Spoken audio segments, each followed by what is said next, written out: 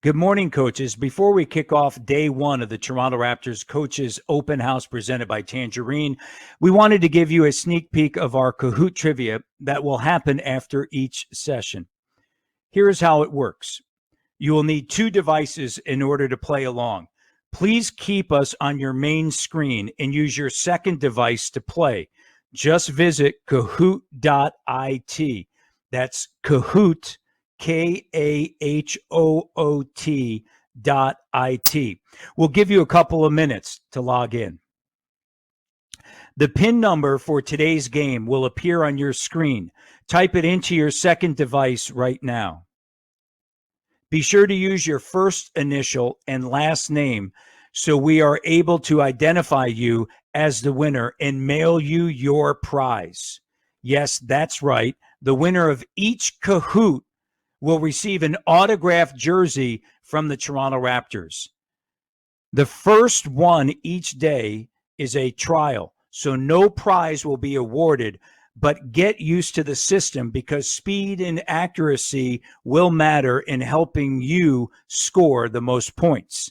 Are you ready? Here we go.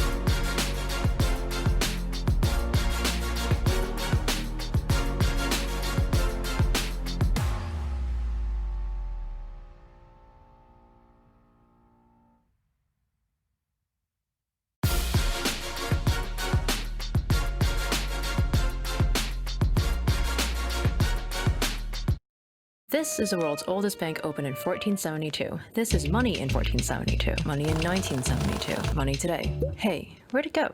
Today, this is a job. This is retirement. It takes 2 weeks to earn your paycheck, and you can spend it in 2 seconds. You wonder about your TFSA, your RRSP, your TSBT? Just kidding. We made that one up. Point is, the world's moving forward. Maybe it's time for a bank that gets that. Simpler tools, personalized rewards, more ways to save. That's forward banking. From Tangerine. Good morning, coaches. I'm Matt Devlin, voice of the Toronto Raptors, and welcome to the 10th annual Toronto Raptors Coaches Open House presented by our friends at Tangerine. For the first time ever, instead of joining us inside Scotiabank Arena, we are joining you inside your homes. Let's break down how this is going to work. Over the next 2 days, we are hosting 6 virtual sessions. These sessions address hot topics in today's basketball landscape with our Raptors coaching staff and other special guests from the basketball community. After each session, we're going to have a pop quiz, a Kahoot, so make sure you are paying attention, all right? We will put the information up on the screen. You can follow along on your phone, and the person who answers the most questions accurately, the fastest, will win. So you got to be accurate and you got to be fast, and you would be the winner. Yes, speed and accuracy do matter here. The person with the highest score will be mailed a signed Raptors jersey. That's right, a signed Raptors jersey. So we welcome everyone to this great forum and great conversation that we will have. Let's get session number 1 started here. And joining me in our conversation, one of the great young leaders in the game of basketball, not only in the NBA, but throughout, of course, the entire world, is the general manager of the Toronto Raptors, Bobby Webster. Bobby, how you doing? What's up, Matty D? Miss you, man. We miss seeing you, but now here I am. I get to see you. I mentioned, I say young because you have ascended to the top of this industry in a rapid fashion because of not only your skill set and who you are, your passion for the game, and I mentioned the NBA, but then also worldwide, because this is a global game, and you've had the opportunity to travel the world and certainly speak to so many different people. And, you're looking at, from a coaching perspective, I think this is what's so great for all the coaches out here. You have somebody like Bobby Webster that's going to share some of his insights. That's at the other end, right? He's the general manager. He played the game, and here he is he's going to share with you that perspective. So thank you so much, Bobby, for taking the time. We really appreciate it. Thanks for having me. Obviously, can't wait for the season to get going here, but this is a great event. Usually I attend it every year as a participant, and I listen and I learn. So really, really happy to be part of it. We've talked about so many things, over the course of the last few months with respect to the NBA. But I want to take you back and really start with the idea of going into the bubble. And it was really unique. I know that the NBA, Bobby, had said that they wanted one individual, my understanding, from the front office to be in the bubble. But the Toronto Raptors took a different approach, and it was one that I think once everybody got in there, realized how important, but also how significant it is that not only yourself, but also Masai Ujiri decided to go into the bubble. What went into that decision? Yeah, I think a lot of people asked about it, and from our perspective, it really wasn't, too difficult of a decision, and I'm not even sure we discussed it. I think it was expected from ourselves that we would both be in there, mainly because of all the things that we've all learned, and love about being part of a team, being part of this Raptors family, which is we're all in it together, and I think to an extent we all would have felt a bit removed, or maybe felt like we weren't committing ourselves in the same way that the players and the rest of the staff were. And I think we all knew that our aspirations were to win another championship, and I think that was our full expectation going in. And and we all had our roles, and we all knew um, how we could contribute and how we could support and push the players. And so from our perspective and from my perspective, it was never a question. And if anything, once we got down there, to your point, it was, abundantly clear. There were so many things going on with the team, obviously with some of the social justice issues, that there's really no other place I'd rather be. It's obviously a difficult decision from a personal point of view. I have two young kids, and so my family and wife, stayed behind. But from a professional and just from a life experience, it was incredible. And I think, obviously, bowing out in the second round wasn't our intended goal. But I think we'll all look back, incredibly fondly on what happened there, and it'll stay with us for a really long time. Bobby, how important was it for the team to be clear? And you mentioned the social justice and the things that were going on within not only the bubble but throughout the NBA, throughout basketball, and then certainly throughout society. So how important was the outgoing message that this return to play was about more than just basketball, and to highlight social justice and the Black Lives Matter movement? Huge. I think, to put it, pretty simply, we collectively wouldn't have gone down there if it wasn't about that, and that wasn't a priority.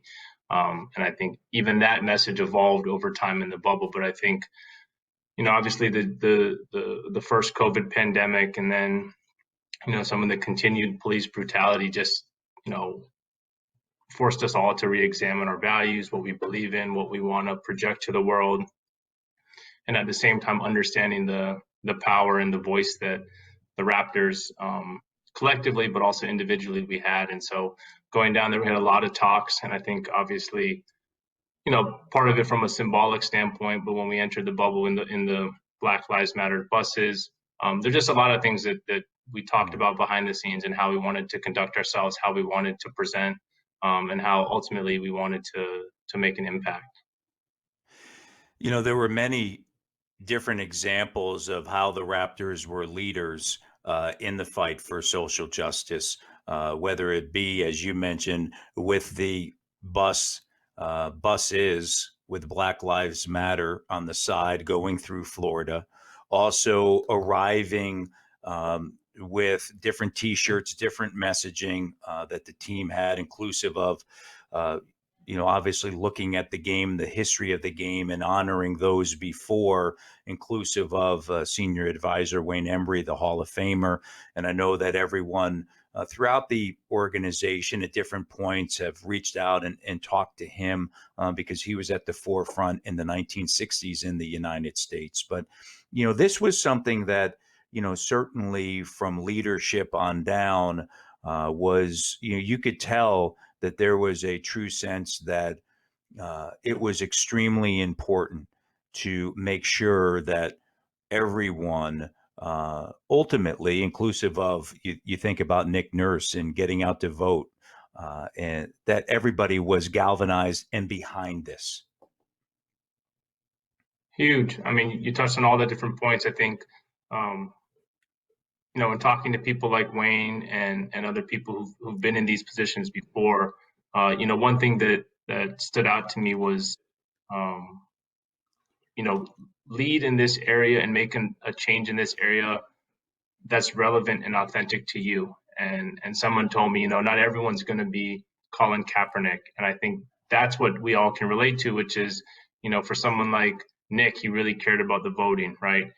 For Fred, he really cared about his hometown of Rockford, and so it was really great to see everyone come together, but be able to make an impact in something that was very near and dear to their heart. And then when you take a step back and look collectively, now you start to see how broad of a reach we can have. And so, even thinking about, making change in Toronto, I think, with Canadian guys on the team, with us having an impact and a huge presence in Canada and Toronto, now you start to see all the kind of tentacles of how we can, integrate into our local communities, integrate into a broader national community, and even integrate across the border. So, you know, it's a daunting task, as everyone is realizing, and you're not going to solve the problem today or tomorrow. But I think collectively, what we're seeing is vote, impact your local community, use your voice, um, lobby government, use your influence. So there's all these different areas that we're learning and we're getting better at.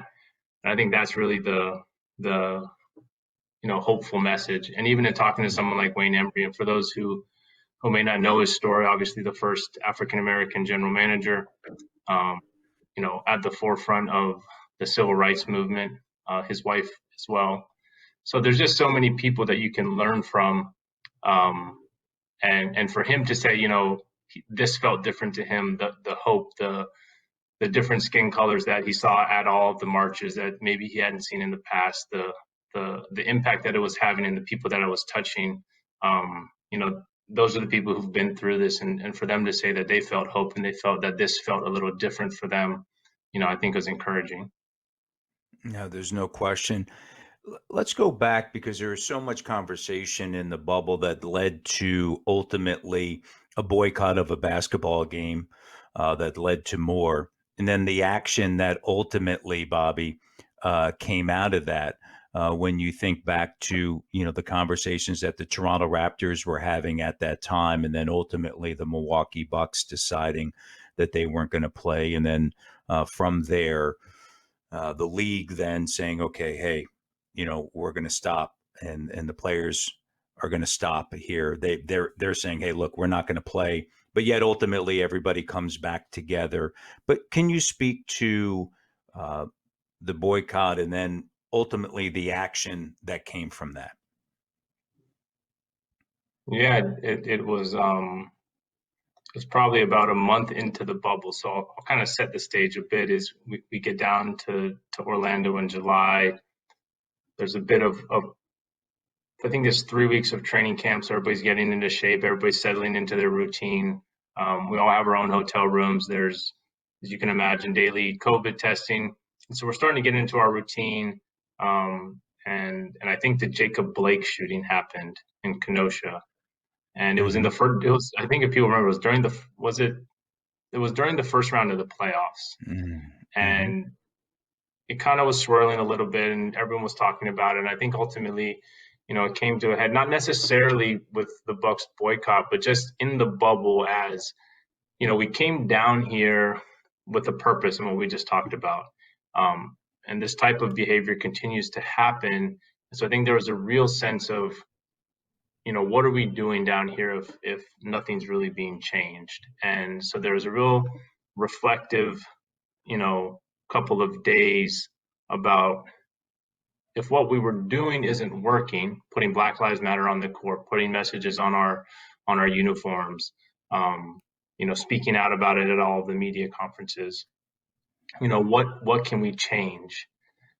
And I think for a team like the Bucks, who that hits really close to home, was, let's do something more impactful, because what we have been doing isn't. And so I think as everybody saw, the Bucks chose to sit out that game against the Orlando Magic.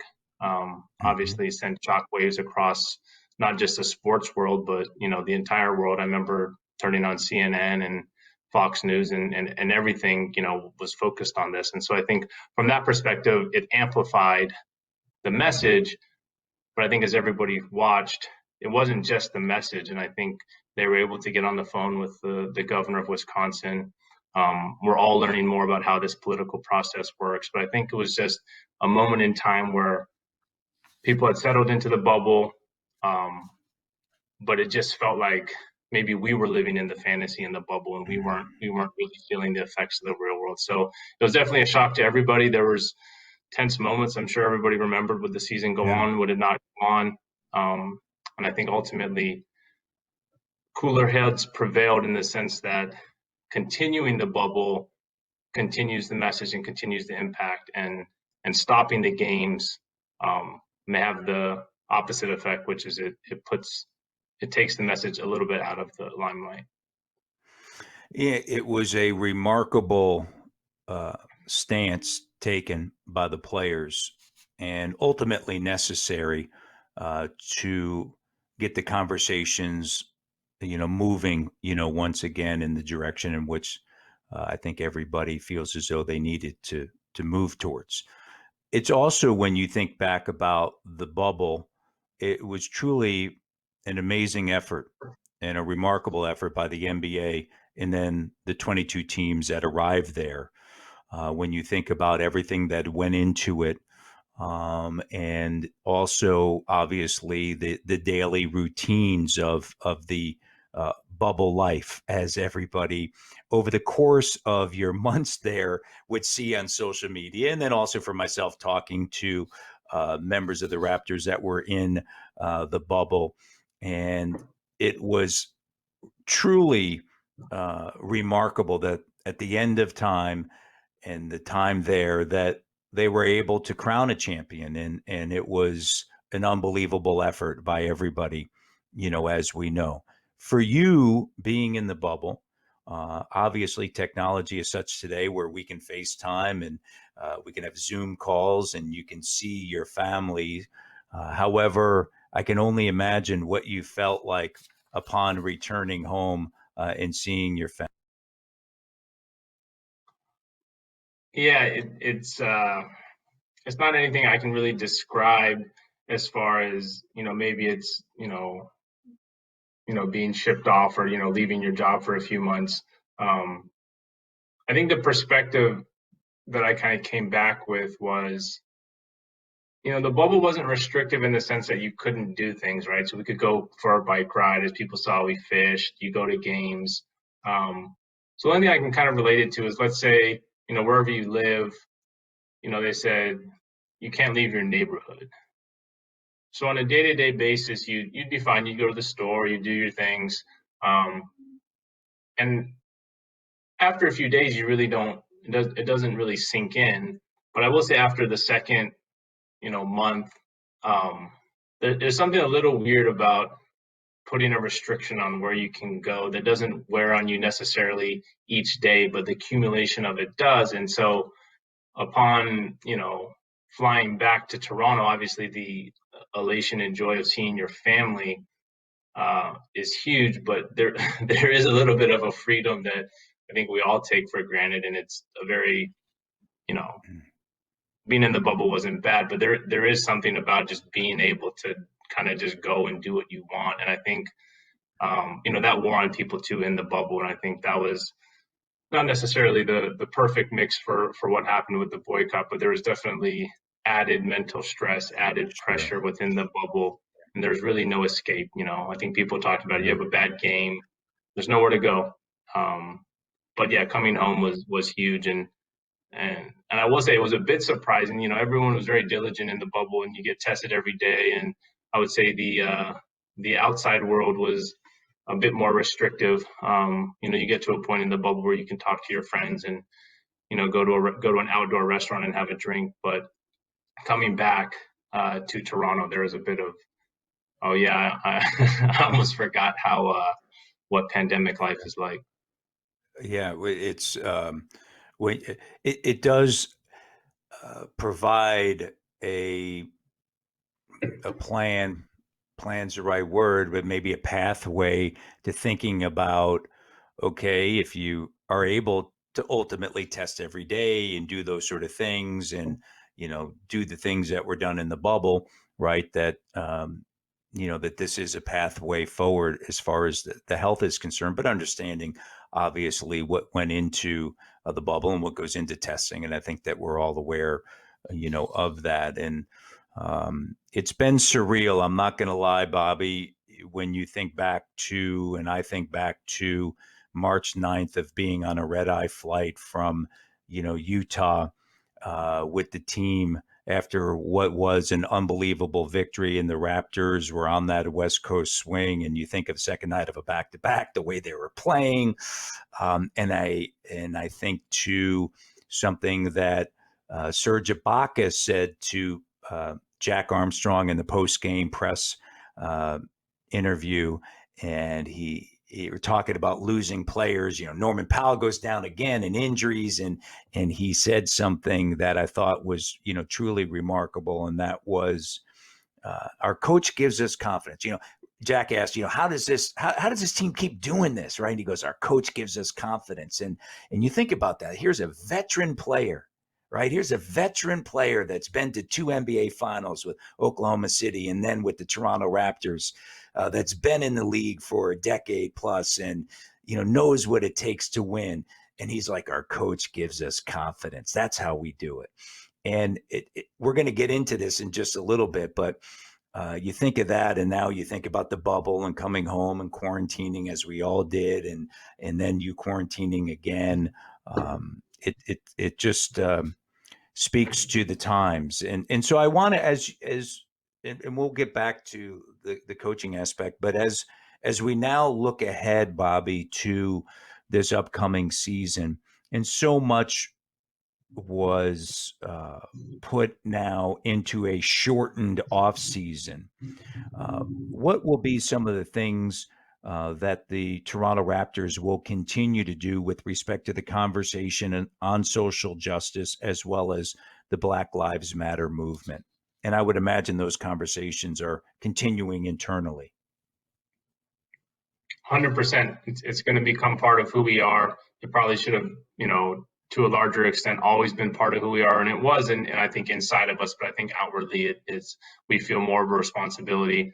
So you'll be seeing, and not only the coaches on this call, but the public, you'll see our impact more, not only in Toronto, in the community here in Canada at large, but also where some of our players are from. So supporting some of the causes. So I think from that point of view, we've hired a group here within the Raptors that's, professionally fully focused on kind of the equity, diversity, inclusion hallmarks that we're all learning about are super important. So whether it's our own staffing policies within the team or within MLSE at large, but then also just understanding the issues and understanding how we can make a change. So I think we're all excited. We understand this is a long haul, and so this isn't going to be something that you're going to stop or you're going to see us veer away from in 6 months or a year. This is something, in talking to our players and talking to our staff, this is something that we all want to be part of who the Toronto Raptors are, what we stand for, basically till the end. Absolutely. I want to switch gears over to the coaching side because you provide a really unique perspective for all these coaches. You're the general manager of the Toronto Raptors, and you have that daily contact with coaches. You understand, you see all coaches in the NBA, but not only that, when you're out scouting, you see college coaches as well, and you understand the importance of coaching. And I mentioned the idea of Serge saying that coach gives us confidence, right? That it doesn't matter who's in the lineup, we just keep doing what we do. So how important is the coaching staff to determining the culture of the team? Huge. I think when we think back to, when we started the head coaching search, that ultimately resulted in Nick Nurse, we sat down as a leadership group and we had a lot of talks about what are we looking for? What are the qualities that we want? What do we want this person to embody? What's an interesting background that they come from? And so it was really revealing in the sense that it showed us a bit more of who we are as an organization and where we want to go. And so you've touched on a lot of them, right? Which instilling confidence, which is a huge one. And I know this, Matt. It's not just Serge; it's a lot of players on the team who've mentioned this. From rookies all the way up to the 10+ year vets. A couple other things that we really cared and we valued was, Nick having been a head coach, and I think this is an interesting topic to discuss, which is, there are assistant coaches, there are player development coaches, there are head coaches. And I think Nick had, kind of the fortune at a very young age to get into head coaching. And so there's different paths that people take. You could be an assistant for 10, 15, 20 years, or you could be a head coach at a really young age. I'm sure he would admit it, make a ton of mistakes, but you learn a lot. And so there's just different pathways. And so I think from that point of view, Nick had sat in that chair. And I think, unique to where we were with that team and what we wanted to accomplish, we had some success. And so I think from that perspective, we wanted someone who sat in that chair before, and not necessarily that they wouldn't make the mistakes, but he explained pretty well to us. He goes, whether you're coaching in Britain or you're coaching the G League, you still have the man on the team, you still have interpersonal dynamics, you still have people that want playing time, you still have people who are complaining about their role, and so those dynamics don't change whatever level you're coaching at. And so I think from our perspective, that was really important, which is really, if you kind of boil it down, head coaching experience is just being in a position of leadership, and having to deal with managing people, leading people, instilling confidence in people, holding people accountable, all the things that we know. It's interesting. You mention all those, qualities and what you ultimately value in coaches. And I think the other thing that becomes apparent from sitting where I sit and watching this coaching staff, I think the communication level is superb, right? Like you have this, and you mentioned roles. It's so important for the understanding of, we're going to talk, right? And here's how we envision you playing, but then also, yes, also, and this is where the Raptors, and I'm not just saying this because you're here, but I've been in this league since 1999. They are at the very top, and there's other organizations, Miami Heat are one, in development, right? And it starts with setting a standard. It starts with the communication. And this is who you are today. This is who you can be in the future if you continue to work on these skills, right? And so that communication, just speak to the importance of that communication standpoint. But then also, this is really important, I think, for coaches to understand that you want to also leave open this idea of the constant improvement, and it may not be everyday improvement, but it may be a month, 2 months, and 3 months, but having not only what needs to be done today, but then also what you'll ultimately see over the course of 1 season, 2 seasons, 3 seasons. You have examples of that on your team. Yeah, you're hitting on a lot of different points. I'll try and explain it, maybe through a very simple example, but why the communication is huge for us. So we start to look and draft players out of college, sign guys overseas, sign free agents. And so obviously unique to the NBA, not all basketball industries have coaches and management, but so we can identify a player. So let's say we go and identify that we would like to draft OG, right? And obviously we did that. So now the communication has to transfer, right, from the scouts to someone like me, right? We draft him. Now, if you just handed him over to the coaches as a kind of blank slate, they actually might see him completely different than how we see him and why we drafted him. So there's initial communication, right? We drafted this player because of X, Y, and Z. This is kind of where we think he can go. You guys are the experts at developing him, but I think from that perspective, we don't want a mixed message to OG coming from the front office, coming from the coaches. So now he's kind of in the coach's hands. Now you have Nick Nurse, who now has a staff of, let's say, 10 different coaches. What does Nick want? And how does he communicate to his coaches how they like to develop OG? And so now I think where you start to see the problems are maybe a front office drafts a player and the expectations from the front office are different than maybe with the coaching staff, or the coaching staff just may see his skill set differently. And then even on a coaching staff, there may be different coaches who see the skill set differently. So now you potentially get into a situation where the front office may want something different out of a player than the head coach, than the development coach. And now you have a lot of different voices that are talking to a young player about what they want. Now, the reverse is true, and what we're trying to implement and what we've done, I think, successfully so far, which is having all of those important and invested parties on the same page. So now the communication is, these are the two things we want to work on, and it's coming from 8 different people, and there's not 8 different people, giving, different pieces of advice. And I think that's just really important. If you could put yourself back at 21 years old and you're trying to grow and develop, and it's a lot easier to really focus in and hone in on 1 or 2 things that people are telling you as opposed to 12. So it's a really simple example, but it really is at the heart of what we do. It's the heart of our development. It's the heart of our coaching staff. Is to keep things simple, but most importantly, to keep the message the same so that the players aren't hearing a ton of different messages, and it's not just confusing for everybody within the organization. Yeah, it's so important that there's structure within that, right? The structure of, how you lay all this out. The one thing that I would like to kind of finish up with you, Bobby, and we appreciate you taking the time. There's a story that I'll never forget, and I share it quite often when I run into coaches for any sport at any level. And I think it really speaks to the Raptors because it really shares ultimately the value of development and allowing players to make mistakes along the way.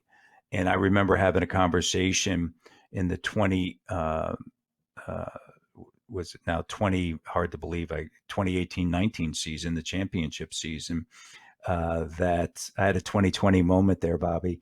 The We all 20 have them.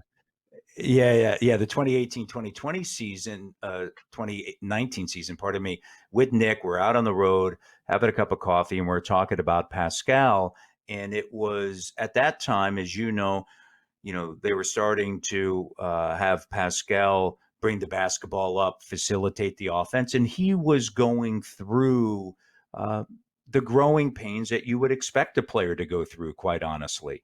But again, allowing that player to make mistakes, but yet also providing the proper support so that in turn, eventually you'll have a player in the NBA finals do what he was able to do on a large scale. But a part of that too was, and I'll never forget, his game-winning shot against the Phoenix Suns, right? Where, okay, take it up top and take it off the bounce and get right to the rim and lay it up and through. So can you just speak to the importance of Ovi's having a player, especially a youth player, right? And a high school player, just development and understanding that along the way, even at the NBA level, players are going to make mistakes, but surround them with support so that you can get the most out of them ultimately. And that's going to benefit the team as a whole, typically later on. You hit it perfectly. It's a hallmark of Nick Nurse, his unwavering support and confidence in his players, and that's an example of how it shines through. Which is, I think there can be a tendency, especially when you're focused on the short term results, to maybe limit a player or to maybe even limit yourself and not kind of be as freewheeling. And I think Pascal's a perfect example, which is. People always ask, how good can he be? And I said, the thing I've learned with Pascal is every time you put a ceiling on him, he breaks through it. And so at this point, we're not doing that anymore, right? We're not saying, Right. oh, I think when we drafted him, people said, oh, maybe, could he be an energy big off the bench? We said, oh, great, he can do that. Then, he started, and we said, oh, well, could he just be a starting, power forward? Oh, yeah, he can do that. And oh, could he be an all-star? Well, I don't, so it's just, we look like He the did idiots at that. that, right? Now he's all NBA second team, but it doesn't happen overnight, and it doesn't happen, just because Pascal's a good person and he works really hard. It happens because he does that, and someone like Nick says, "Hey, I'm willing to give you this shot at the end of the game in a really important game." But I understand that even if we lose this game or you miss this shot, it's not the end of the world. And I think we saw that even in the bubble. I think it was the Norman Powell isolation in one of the games, which was, hey, here's a huge moment, and we're going to give it to someone like Norman. Go one-on-one, get your shot. You miss, no big deal. We come back, we'll win the game. So I think those are the type of moments where, it's not this nice linear upward, right? There's going to be these waves, but I think the way to get those huge jumps, I think in players' careers are to give them those opportunities because, now Pascal makes the shot and, gives him that confidence. And so now years later down the line, or even, later in that season, now he has that point of reference that maybe he never otherwise would have had. I think all the coaches out there listening in understand why the Raptors are so successful, and it starts at the top with the leadership and why you're so well respected. Bobby, I can't thank you enough for taking the time and sharing some very valuable insight into the Raptors and the social justice and the Black Lives Matter movement, but then also coaching as well. So really thank you for taking this time. I know it's an extremely busy time for you as the Toronto Raptors and the NBA ramp back up to get the 2021 season underway. So thank you very much for doing this here today. Thanks for having me, Matt, and thanks for all you do. I know you had a bubble from afar, but was able to listen to you and hear you, and we all look forward to December 22nd when we can get this thing rolling again. Well, no question about it, Bobby. Again, thank you for taking the time to be with us. And lastly, a big thank you to our friends at Tangerine. Without their support, this event wouldn't be possible. So thank you. Stay tuned for the first Kahoot session, and then we will head into a short break before we continue for the day. So we have a lot in store for all the coaches here on the Coaches Open House presented by Tangerine. Okay, everyone, it's time for Kahoot. Here is a reminder of how it works. You will need 2 devices in order to play along. Please keep us on your main screen and use your second device to play. Just visit kahoot.it. We'll give you a couple of minutes to log in. The PIN number for today's game will appear on your screen. Type it into your second device right now. Be sure to use your first initial and last name so we are able to identify you as the winner and mail you your prize. Are you ready? Are you ready, coaches? Are you ready? Here we go.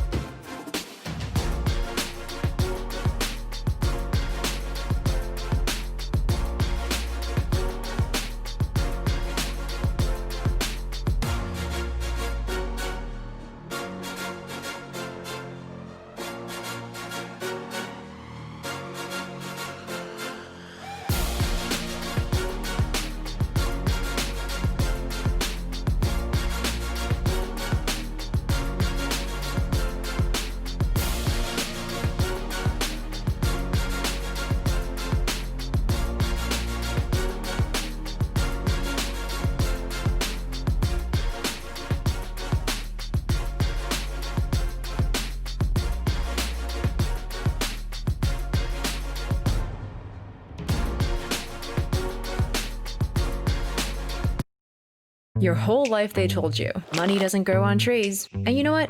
They're right. You know where money does grow? In a Tangerine savings account.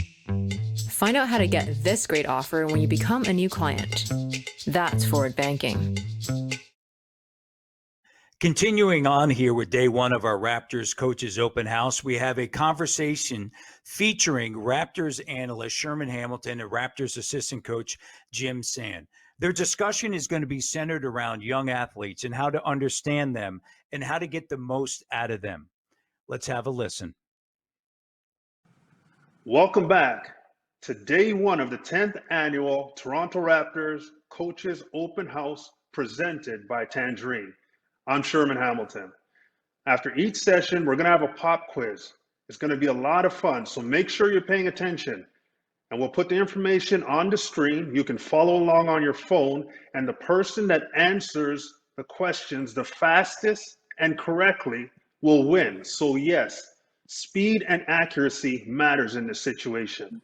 And the winner who gets all those answers correct will get a signed Raptors jersey. So follow along and have a lot of fun. All right, let's get into it. Joining me today is Jim Sand, assistant coach for the Toronto Raptors, and he was part of the 2019 NBA Championship Raptor run.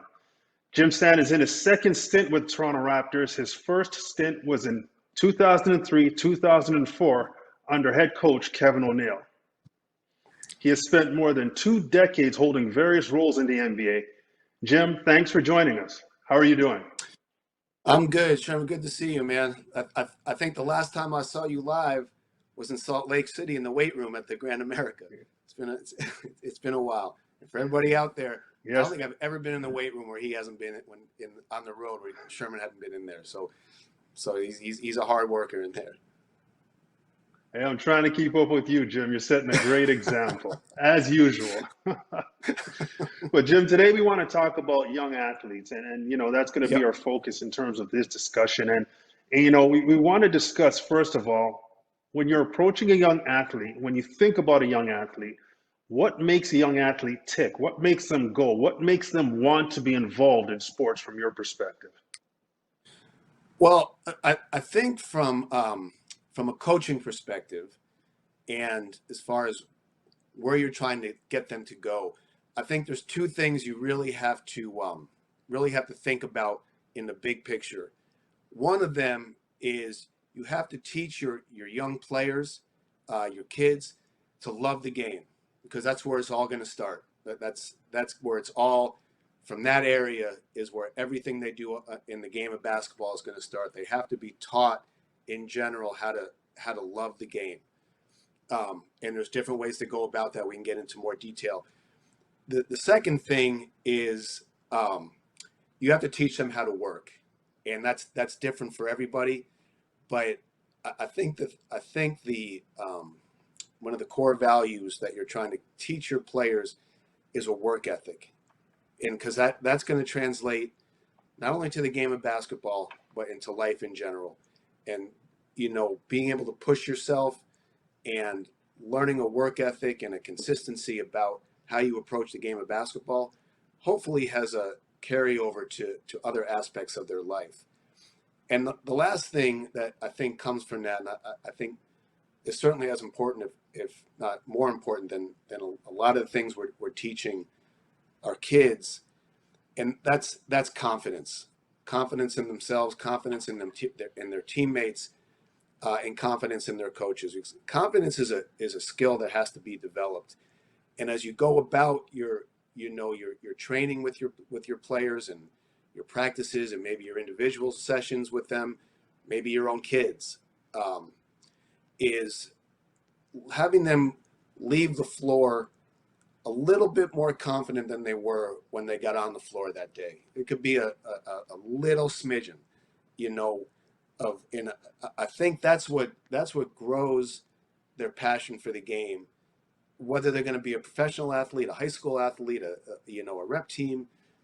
I think instilling those 3 things I think is really important, and I think that's what makes athletes tick, you know, especially younger guys and girls that, you know, maybe haven't had the experience and are doing it for part of the first time, and are on a path, and those early days are critical to get them to continue on that path, because not just as a basketball player, but as a individual.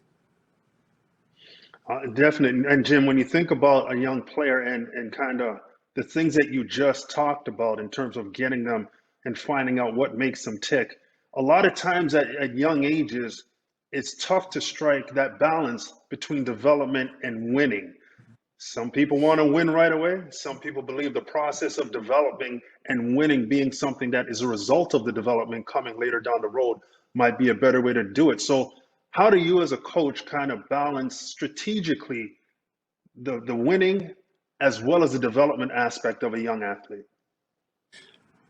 Well, in general, I think this is really important. Um, One of the things that I try to develop, even with the Raptors, and I have a 12-year-old son, I have a 15-year-old daughter, and a 12-year-old son. And one of the things that I think we try to develop with the Raptors, which is the highest level, and even all the way down to down to a 12-year-old level, is developing the notion of being happy for a teammate's success. I think is really important, because that's what translates to winning. Because different people have different skill sets, different players have different skill sets, but developing that notion, and again, these are things that really could transfer into an office setting, to maybe an emergency room, to different areas outside of basketball. But developing the notion that of being happy for a teammate's success, I think leads to winning. So I think that's one of the balances that you try to come up with as a coach, is developing that. Again, developing the love for the game, developing how to work on their core values. Those are the things that lead to winning. So there is a balance, but there's also sort of a sequence to development leading to winning. And like in other words, I think we've seen this at all levels. You could have a really good player, and if he can't get, like basketball's, there's five guys on five players on the court, and it's important for each player to, first of all, accept their role, but to develop that from the better players down, and the end of the bench players up, to develop that notion. I think is where the balance starts, where you develop, and then usually if you develop skills and you develop a work ethic and you develop that, the wins will come. The wins will come. So I think there is a balance, but I also think there's a connection. Yeah, and obviously with younger players, that instilling that and planting those seeds of being happy for a teammate is something that, if they can grasp that, that will definitely help them no matter what level they reach or attain in terms of whatever sport, or as you said, in life that they get to. Now, this time and this environment is very different, as you know, in terms of what the world is going through. And when you think about, kids coming to a practice, you want to make it safe. You want to make the environment as safe for them as possible on all levels. So when they come there, they can focus on what you're trying to teach them and not have all those other things. And, some kids are bringing a lot of different things into a practice based on what they've gone Mm-hmm. through or what their life entails. So how do you ensure that practice environment is a safe environment for a kid? Well, I know first of all, it's a really good question. I think it's on point, and I think it's really, really important. And one thing you have to, I think, really be mindful of is what these teams and what these players' teammates mean to them in their lives. And a lot of that was taken away due to this pandemic, rightfully so. It was a necessary step to keep everybody safe. But a lot of these teams, it's an outlet for these kids physically that there is not there right now. or maybe it's coming back, but it wasn't there for some time. It's a social outlet. I know with my son, some of his best friends are the friends he's made on his basketball team, and that's no, not they're starting to get back together, and it's been a big help for him. So I think just being mindful of the fact that as adults, we can kind of process everything that's going on. We can process our own feelings a little bit better. We can process our sense of what is not there, but is coming back. And look, last time I took a psychology class, I was a freshman in college, about 35 years ago. So I'm certainly not a, You don't have to that's go not there. what We don't have to go with time frames. But I think what I'm trying to say is that be mindful of that when you're dealing with your kids, and they may not be in a great place. And I think we as adults and we as coaches and we as mentors have to be mindful of that and help them get through this period in the world that like as adults, we know there are brighter days ahead. Like, we know that. At least that's how I feel. There are brighter days ahead for all of us. But it's harder for a child to grasp that. They're living in the now. And I think being mindful of that gives them will give them a safe space, will give them a sense of normalcy, and give them a chance to sort of have an outlet for everything that's been going on in the world. And I'm not trying to be Pop 101, Psych 101, but it's just how I feel. No, those are valid points. Very good points as well. One thing that throughout my basketball journey, I'm sure through your basketball journey, you've realized is that coaches are always harping communication. It's all about communicating, letting people know on the floor where they need to be, talking to each other, encouraging each other, being able to critique each other as well. But one thing that communication, or a level of communication that doesn't come into play all the time when discussing communication, is body language. And Mm-hmm. when we talk about young athletes, a lot of times body language can be misinterpreted. So how important Right. is it for you as a coach to be in tune with body language and really check those markers and see what's going on with a kid, not solely based on body language, but that as a part of the information that you're extracting from a young man or a young woman? Well, again, I think it's first of all, I think it's highly important. I think body language is highly important because it is a way of communicating, and it is a way of letting someone know that you're in tune with what they're saying, that you're listening.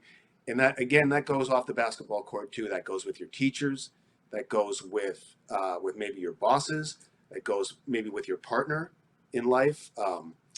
Uh, and so it's something that I think is, again, like a learned skill that we can help our younger players with. And and it happens with our players up with the Raptors, and it's something I correct guys with all the time, because many times they don't realize that they're doing it, and they don't realize the impact that it has.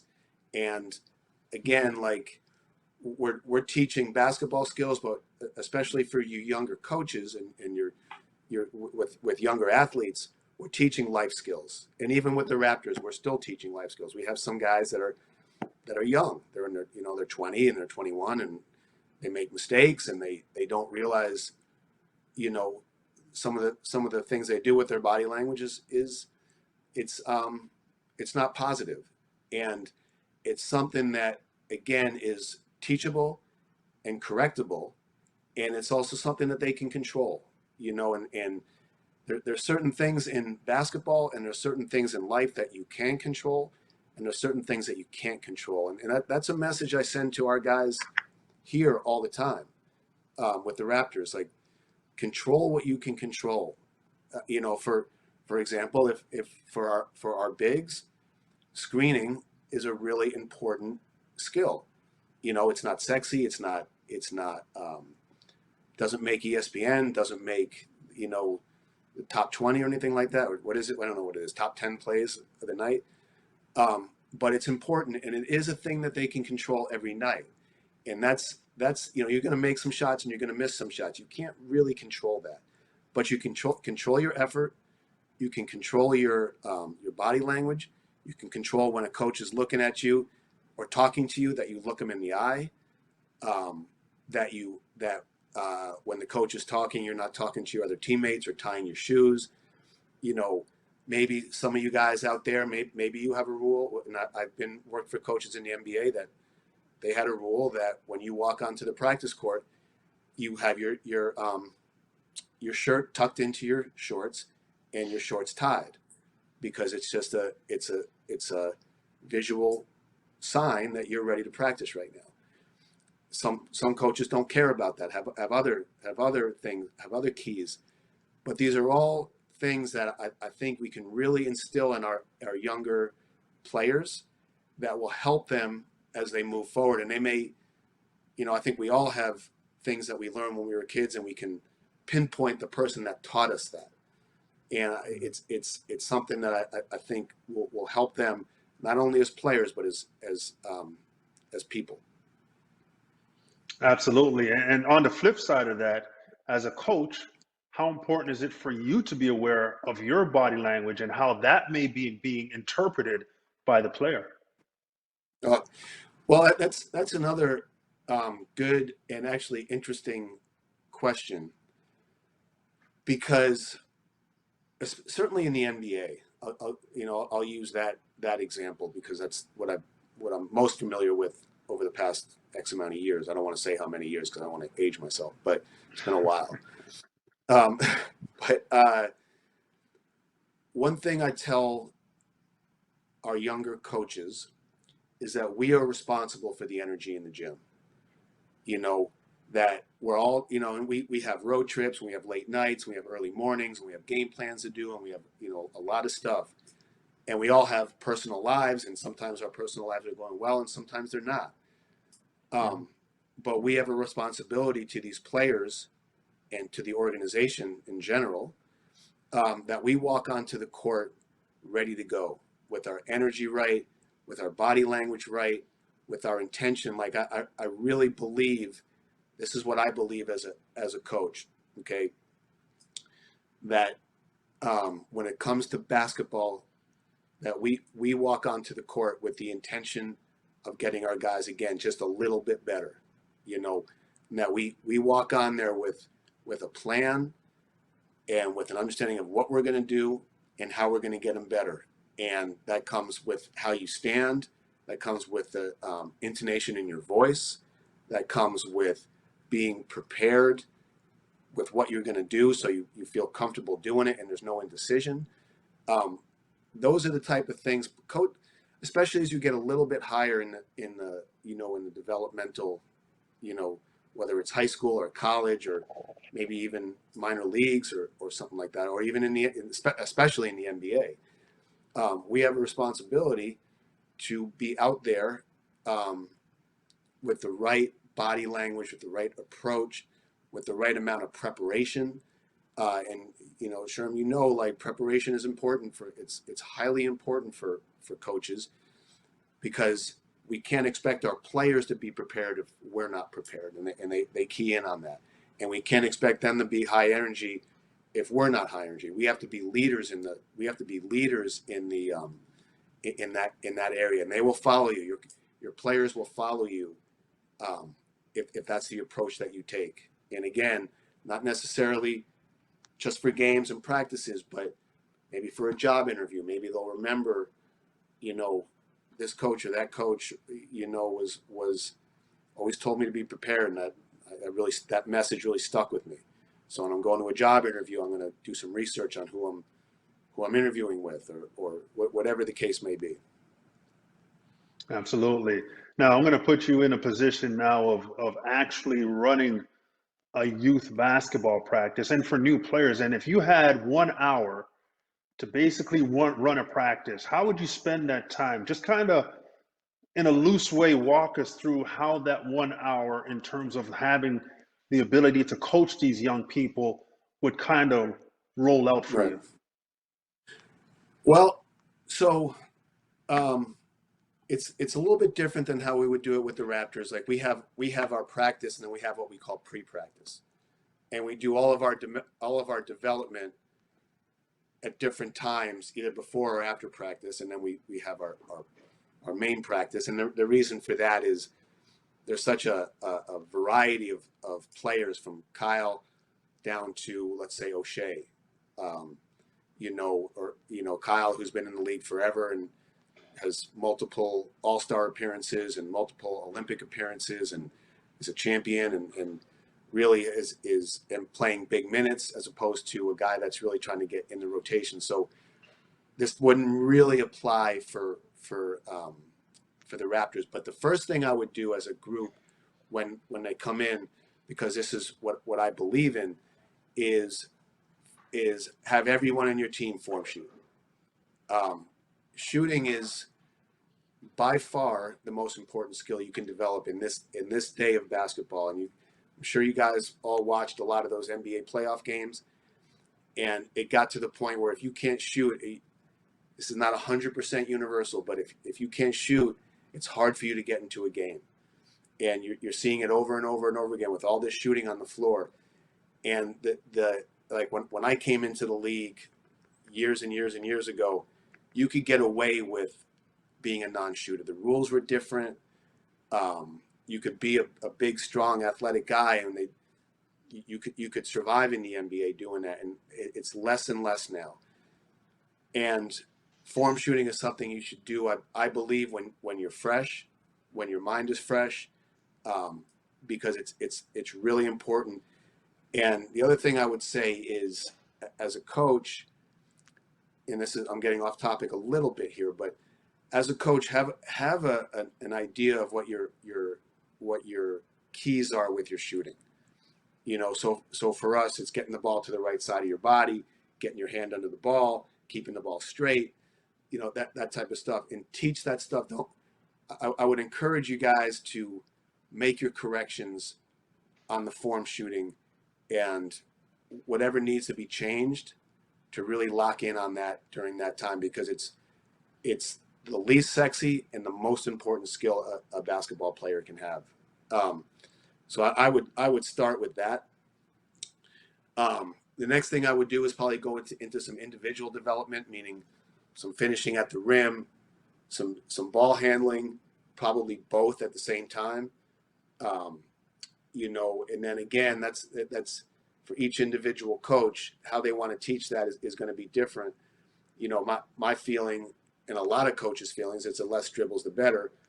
And a lot of that depends on the skill set of your players. But I think there is some room in there for some individual skill, also because it allows them to get loose without with a ball in their hand, basically.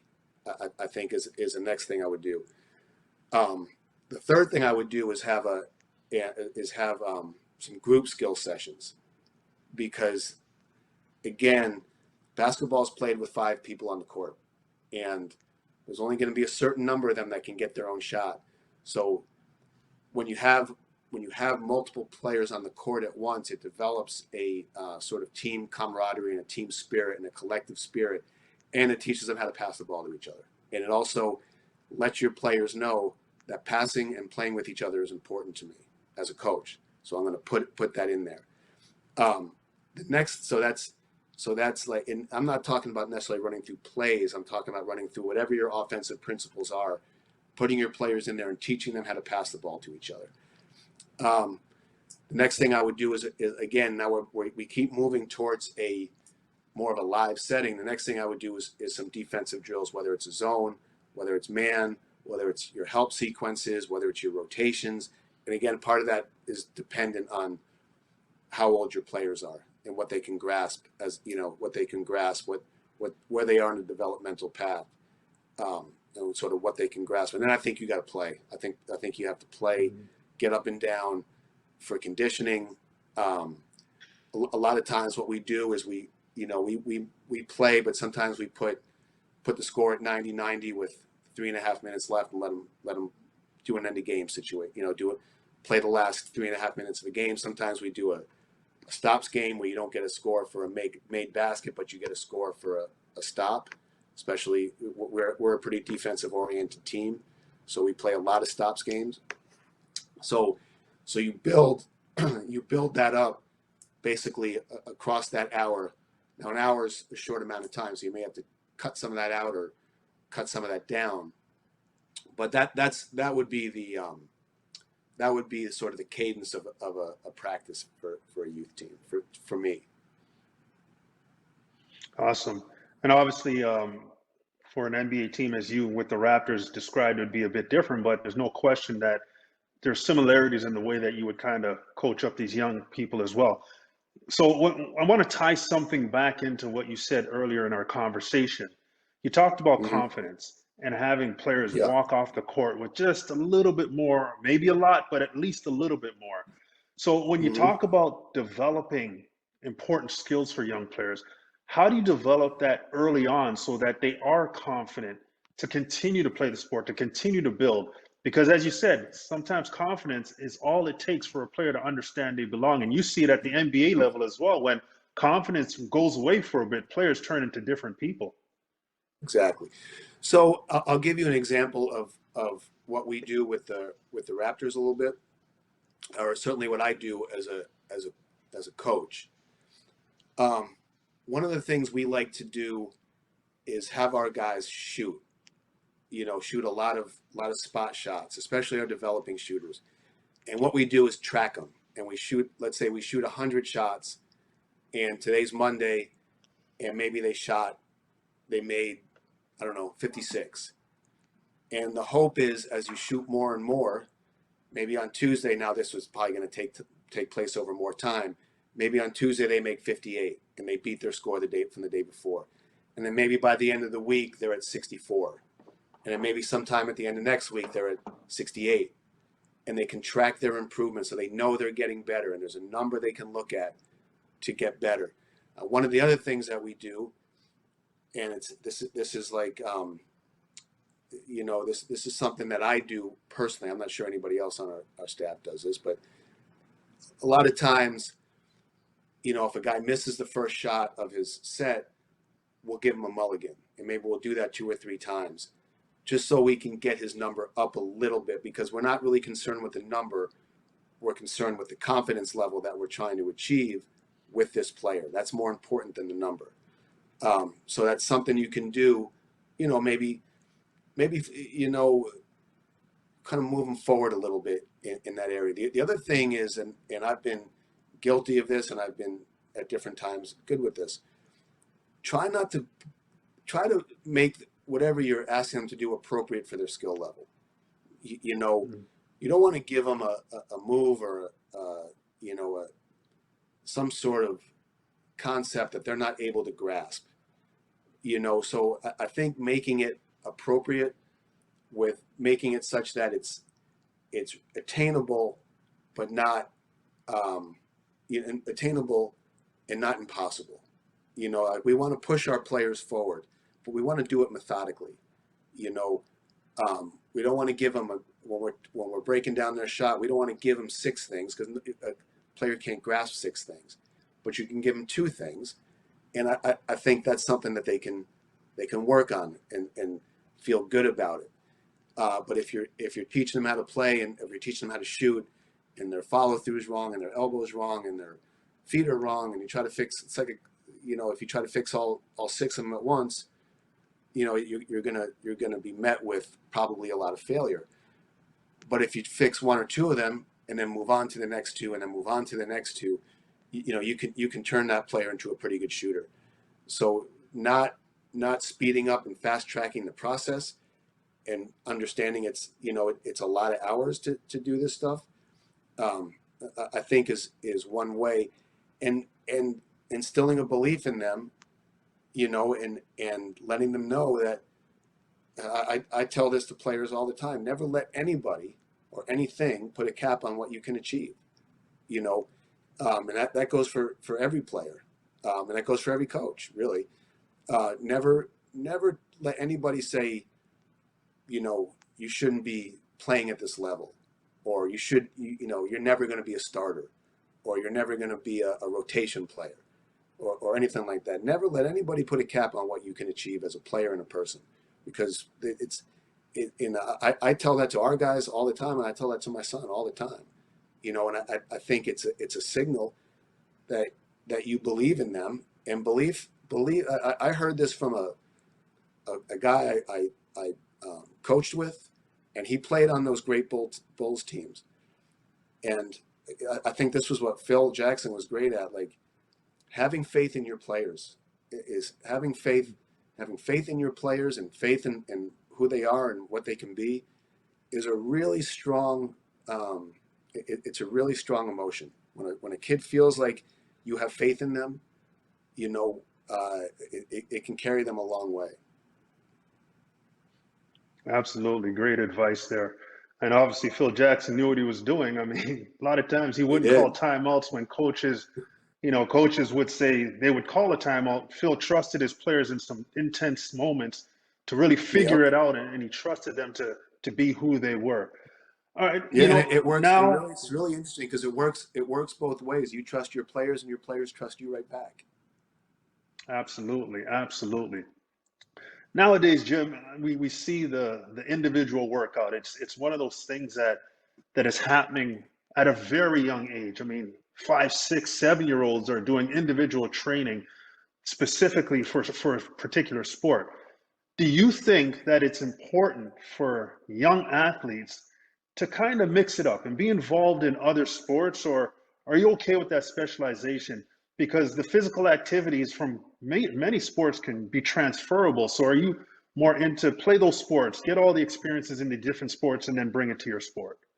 I'm a big believer in that. First of all, sports, you know, it's at its core, it's supposed to be fun.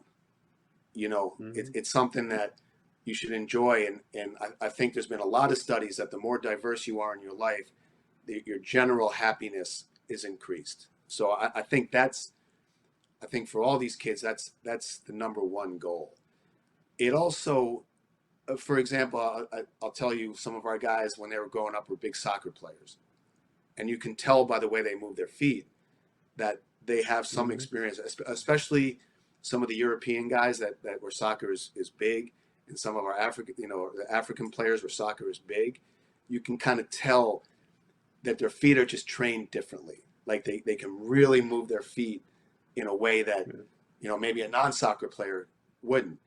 You know, you can see like there's always a football around in our gym, and you can see the guys that played quarterback in high school, like they're zipping that ball around the gym like at 100 miles an hour, and it's fun. It's fun for them. So I think that I do think that diversifying your you can have a specialty, certainly, especially if you want to advance yourself, and you feel as though maybe there's a scholarship on the horizon.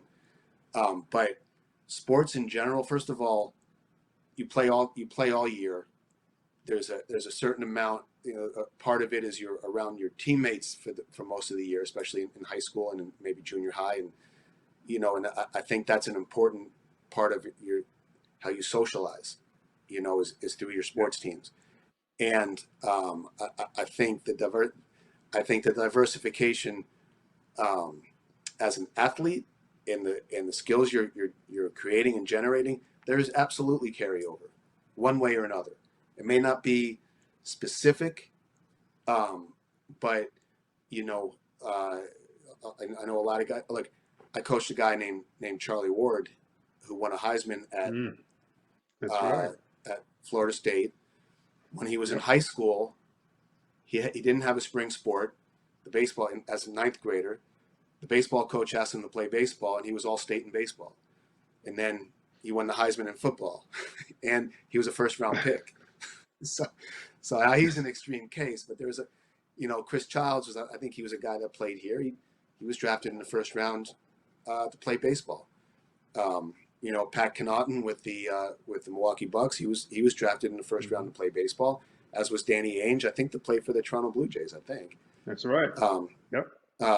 so there's a lot of now those are uniquely skilled players. Like I'm not saying that's a norm, but I do think, to answer your question, I'm a big believer in being multi sports. Absolutely. And obviously on the NBA level, these guys are supreme athletes. So they've played sports and they would be successful if they choose to play other sports. But on the Raptors, can you just give me an example of one Raptor who you know has played maybe multiple sports, or even your soccer example, where you see the direct impact in terms of how they play the game of basketball?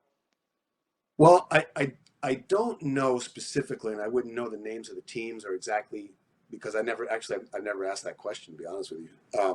But it looks like it looks like Pascal had a pretty big background in soccer because I see him dribbling the basketball with his feet all the time.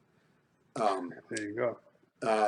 Just and sometimes with other guys, like they just they do the juggling with their feet and they kick the ball to each other, and then there's a lot of that. I think they may have been doing some of that before the games. Can't really remember if that was part of their, like during the intros they would do something with the ball where they're heading the ball.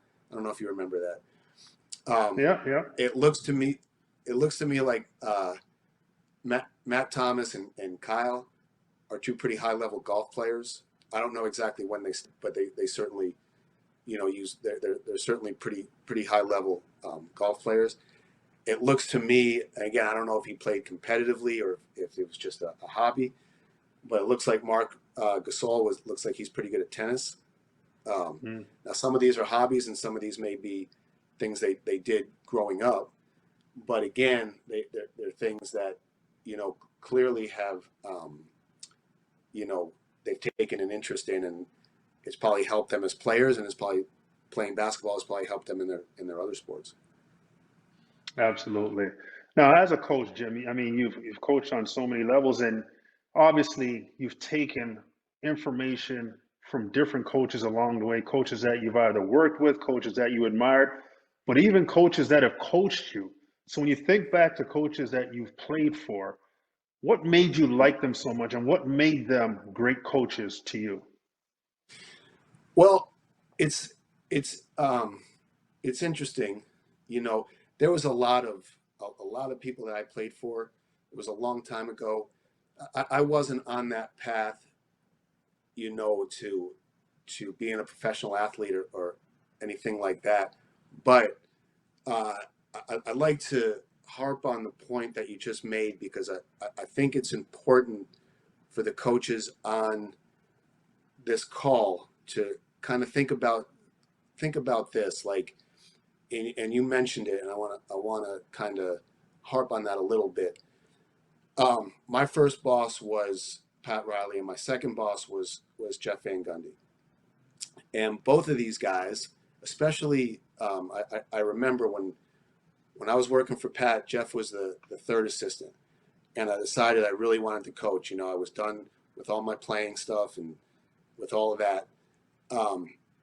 And I decided I wanted to coach. It wasn't something that I thought I would do growing up. I didn't have any aspirations really of being a professional athlete or anything like that. I didn't think I had the skill level. But I did think I wanted to be involved with the game on some level. And both those guys really took me under their wing. I'll never forget. And I saw Jeff, and I remind him of this all the time. I used to write him notes after the game with a tape, asking him questions about what went on in the game. And this was a guy that was working hours and hours and hours and hours, and he always took the time to answer my questions. And it's something that happened, probably about 30 years ago, and it's something that I'll never forget. So for you older coaches out there, just understand that the impact you can have, not just with your players, but with other coaches. And as you get older, instilling in them the values that you have so that they can instill those same values on the next generation of coaches. Because we're all learning from each other, and the coaching tree is a gift that really keeps on giving. And the sport of basketball can't survive without it. We really need to continue to preach these good values and these good habits to the next generation of coaches and to the next generation of coaches after that, so that sport and the world in general can continue to be a positive influence on these kids' lives.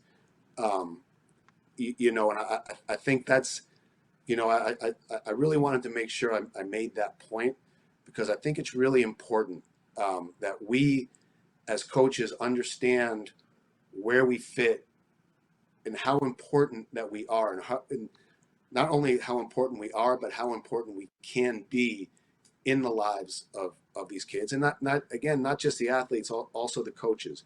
So you older guys like myself, I take a lot of pride and a lot of time. And again, the reason I do that is because someone did it for me, and I do it for the next group of coaches, and hopefully they do it for the next group of coaches after that. And then we keep this thing going. And there's a lot of uncertainty in the world, but sports can't be one of them. Sports has to be the one place where the values that we want to teach our kids never changes. And that comes from the people on this call, instilling that in their players and instilling that in their coaches, and we keep doing it, and so it perpetuates itself. And I know I'm off topic on your question, Sherman, but I just really wanted to make sure I got that out there.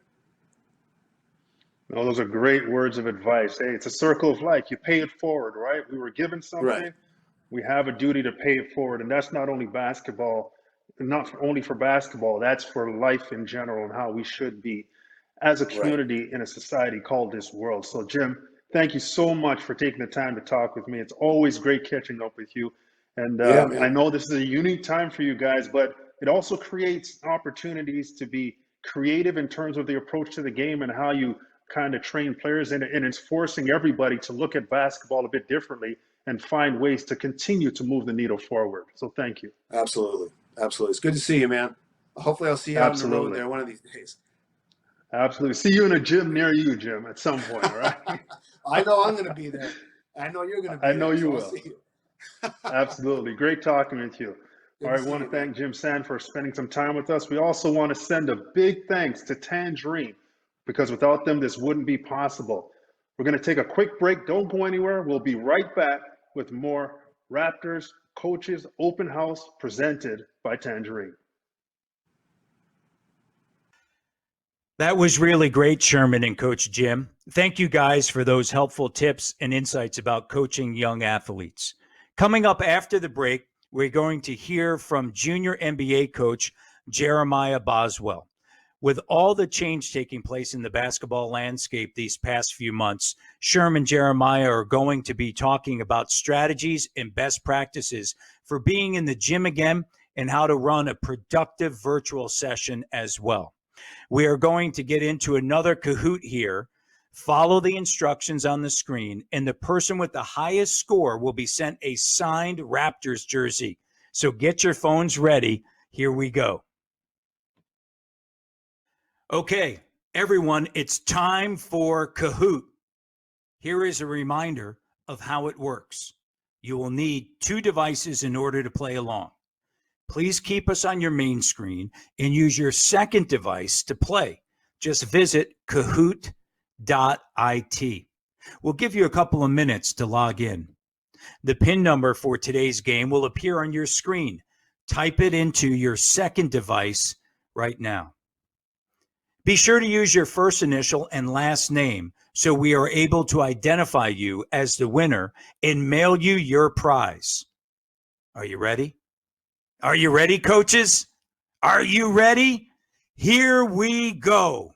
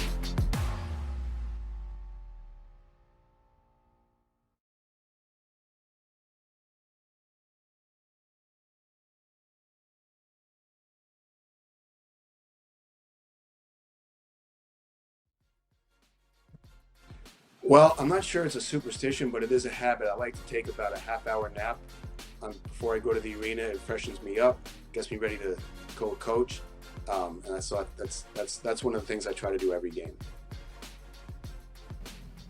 Yeah, they tend to keep rotating as we get on winning streaks, but I think I try to say hello to the same people pregame as I'm walking out to the court. We've got a lot of staff that support us behind the scenes at the arena, and there's certain guys that I try to say hello to on my way out to the court pregame. And then as a coaching staff, we usually like to have our pregame kind of like fist bumps and hype each other up a little bit. And talk about some last key points before we go out there. And then, when we're at home and I get out onto the floor, I usually try to look out to see if I've got family in the game and give them a quick wave. My pregame superstition, I don't have one. I like to say I don't vibrate on that kind of frequency. My pregame superstition would be my hair always has to be in a bun if it's my natural hair. If I have braids in, then it can be in a ponytail. And I always have to change my shoes every single game. I don't necessarily have a pregame superstition, but I do try to be as thorough as possible, especially when I get to the gym, because I'm responsible for the defense. So I have to make sure that I know the defensive calls, all the plays.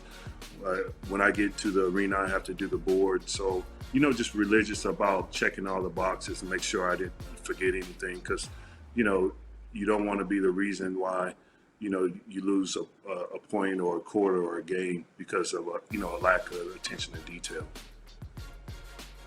When it comes to the thought about superstitions on game day, I don't have a whole lot that I subscribe to. However, I do like to get into a zone where I just a calm, zen type zone, and then you start to release the beast type of thing. So there's like a ramping up, and then we go. So I do that through music primarily, the music that I listen to. I do that through pacing, how I walk. I also have some activities that I go through to get my face awake and to get my voice in a space where I can project and bring you something that's going to be of value. So I'm hoping that this is doing something towards that end. My pregame superstition is I don't walk out into my seat until after introductions. My pregame routine always involves a nap. Whether I can get in 10 minutes of a nap or an hour of a nap, I always like to take that nap so I'm energized and refreshed for the game. My pregame superstition was to always get into the weight room a little bit. Now, you might not be able to tell, but I would go in for just a little bit, just a little touch up before a game, and I would believe that helped me shoot better in the games.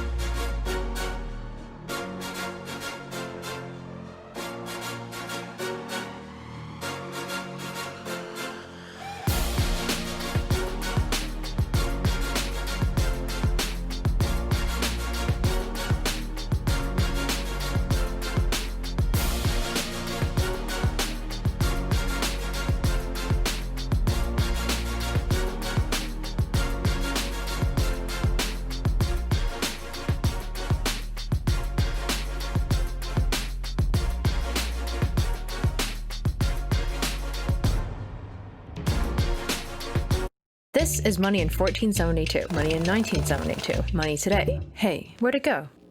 The world's moving forward. Maybe it's time for a bank that gets that. Simpler tools, personalized rewards, more ways to save. That's forward banking. From Tangerine.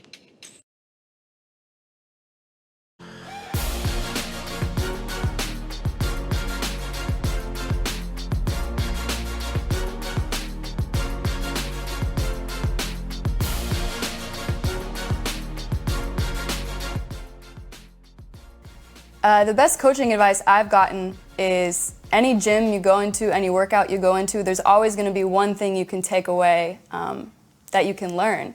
So just be a lifelong learner, evolve as the game evolves, study other teams, study other coaches, listen to other philosophies, and expand your own philosophy that way. Believe in yourself.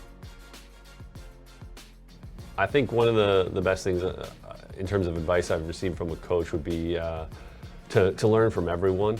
The best ideas don't just come from the people with the most experience. Everyone has good ideas. A lot of times it's your players who are giving you great feedback on how things should be done. And sometimes it's your staff who is a little bit less experienced. So don't shut out the ideas from anyone. Sometimes ideas are the answer. Sometimes they're the spark that creates the answer. So continuing to learn from everyone, I think, is the best piece of advice I've gotten from a previous coach. The best advice I ever received from a coach was to feel the fear and do it anyway. And that really hit home for me when I was lacking in confidence and struggled just to do stuff or take shots or be more aggressive. And he said, feel the fear and do it anyway. And I really took that to heart and still use it today. Well, the one that stuck with me was from my football coach in high school, which was come ready to practice every day. That's the one that really stuck with me, and I try to make sure all my players do. Best advice that I've received from a coach is do your job. No matter what you're doing in the game, don't try to be someone else. Just always try to do what you do best. Stick to that. And then if something's not going well, it'll all fall in place. Focus on what you can control. The best advice I received from a coach was my high school coach when I got a coaching job at the age of 23, a college head coaching job in the States. I was the youngest coach in the nation. He told me very simply, have patience. You got all the makings of becoming a good coach, but have patience and take your time.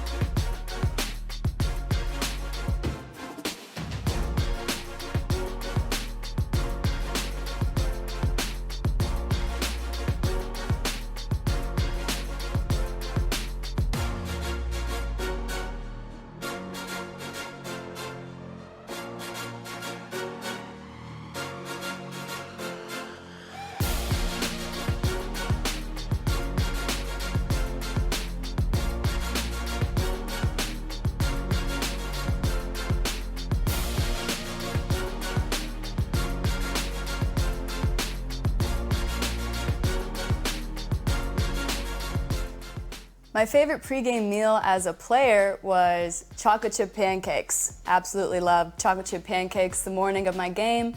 Now that I'm coaching and I have to keep a little more eye on what I eat, I always have to have eggs and berries in the morning. I'm a big breakfast person, so a nice healthy breakfast is what I choose to eat on game days. Whatever my wife cooks me, she's very health conscious, and she's on me about eating healthy and make sure I don't put any junk food in my body. But little does she knows, when I get to the arena, sometimes I sneak in the media room and grab a slice of pizza, but that's between us. My pregame meal is always some type of pasta, a salad on a good day, and then like a gallon of water. Sushi and macaroons. I would say pregame, I tend not to eat a lot. I think probably the exact answer to that would be coffee. I try to, I eat a little bit earlier in the day, but I don't always eat very much before the game. So definitely coffee. And when the game's done, it can be a bit of a free-for-all, but pregame, not too much else aside from that.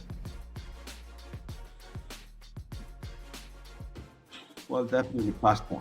When we are on the road or when we are in our facility, we have great chefs who are preparing pasta right in front of us. We can tell them how we want it, and that's a great time for me when the pregame meal pasta is my favorite, definitely.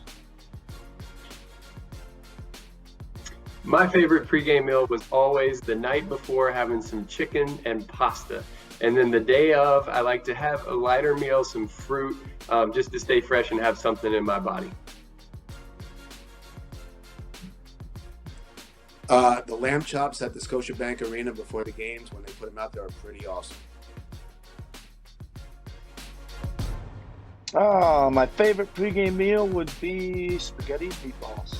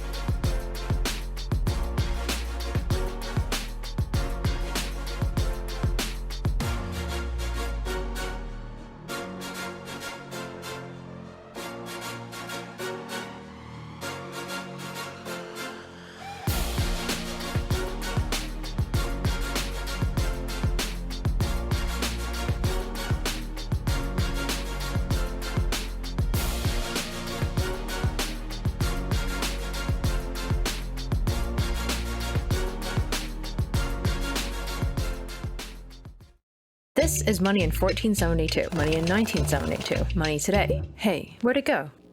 The world's moving forward. Maybe it's time for a bank that gets that. Simpler tools, personalized rewards, more ways to save. That's forward banking. From Tangerine.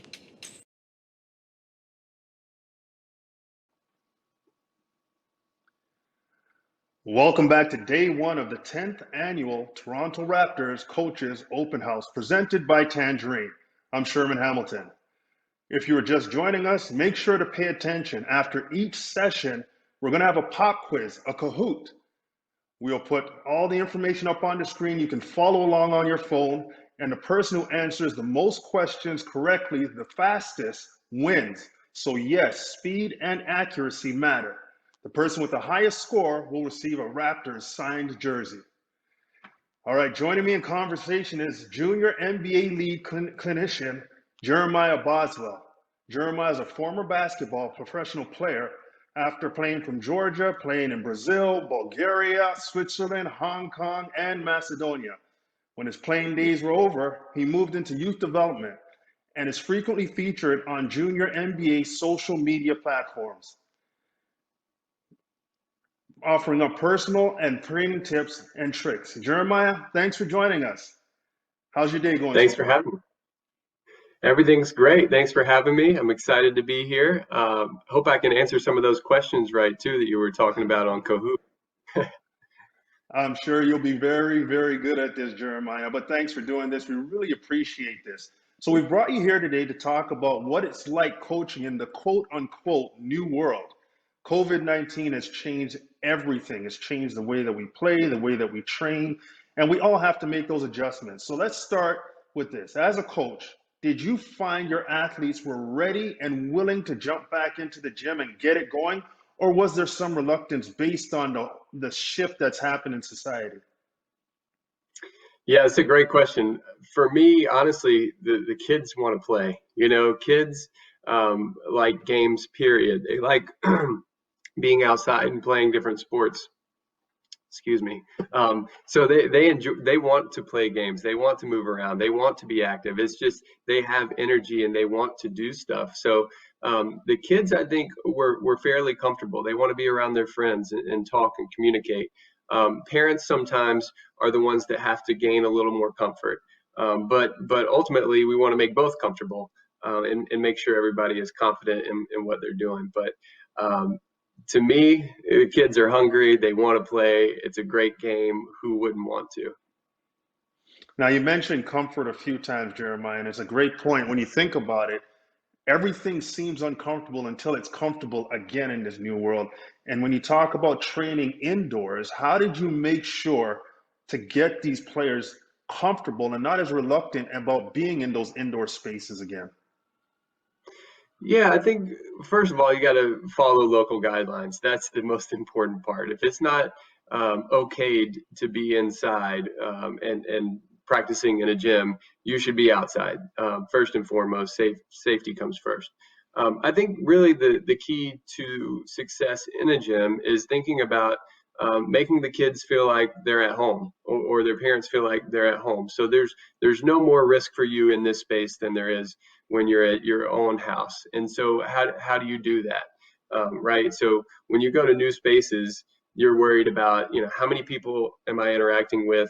Where are the germs coming from? And how can you minimize the impact of those elements? And so, you have to take steps to make sure that the parents see and feel, and the kid sees and feels that they're in a very safe environment. And those concerns and those kind of raised tensions can be lowered.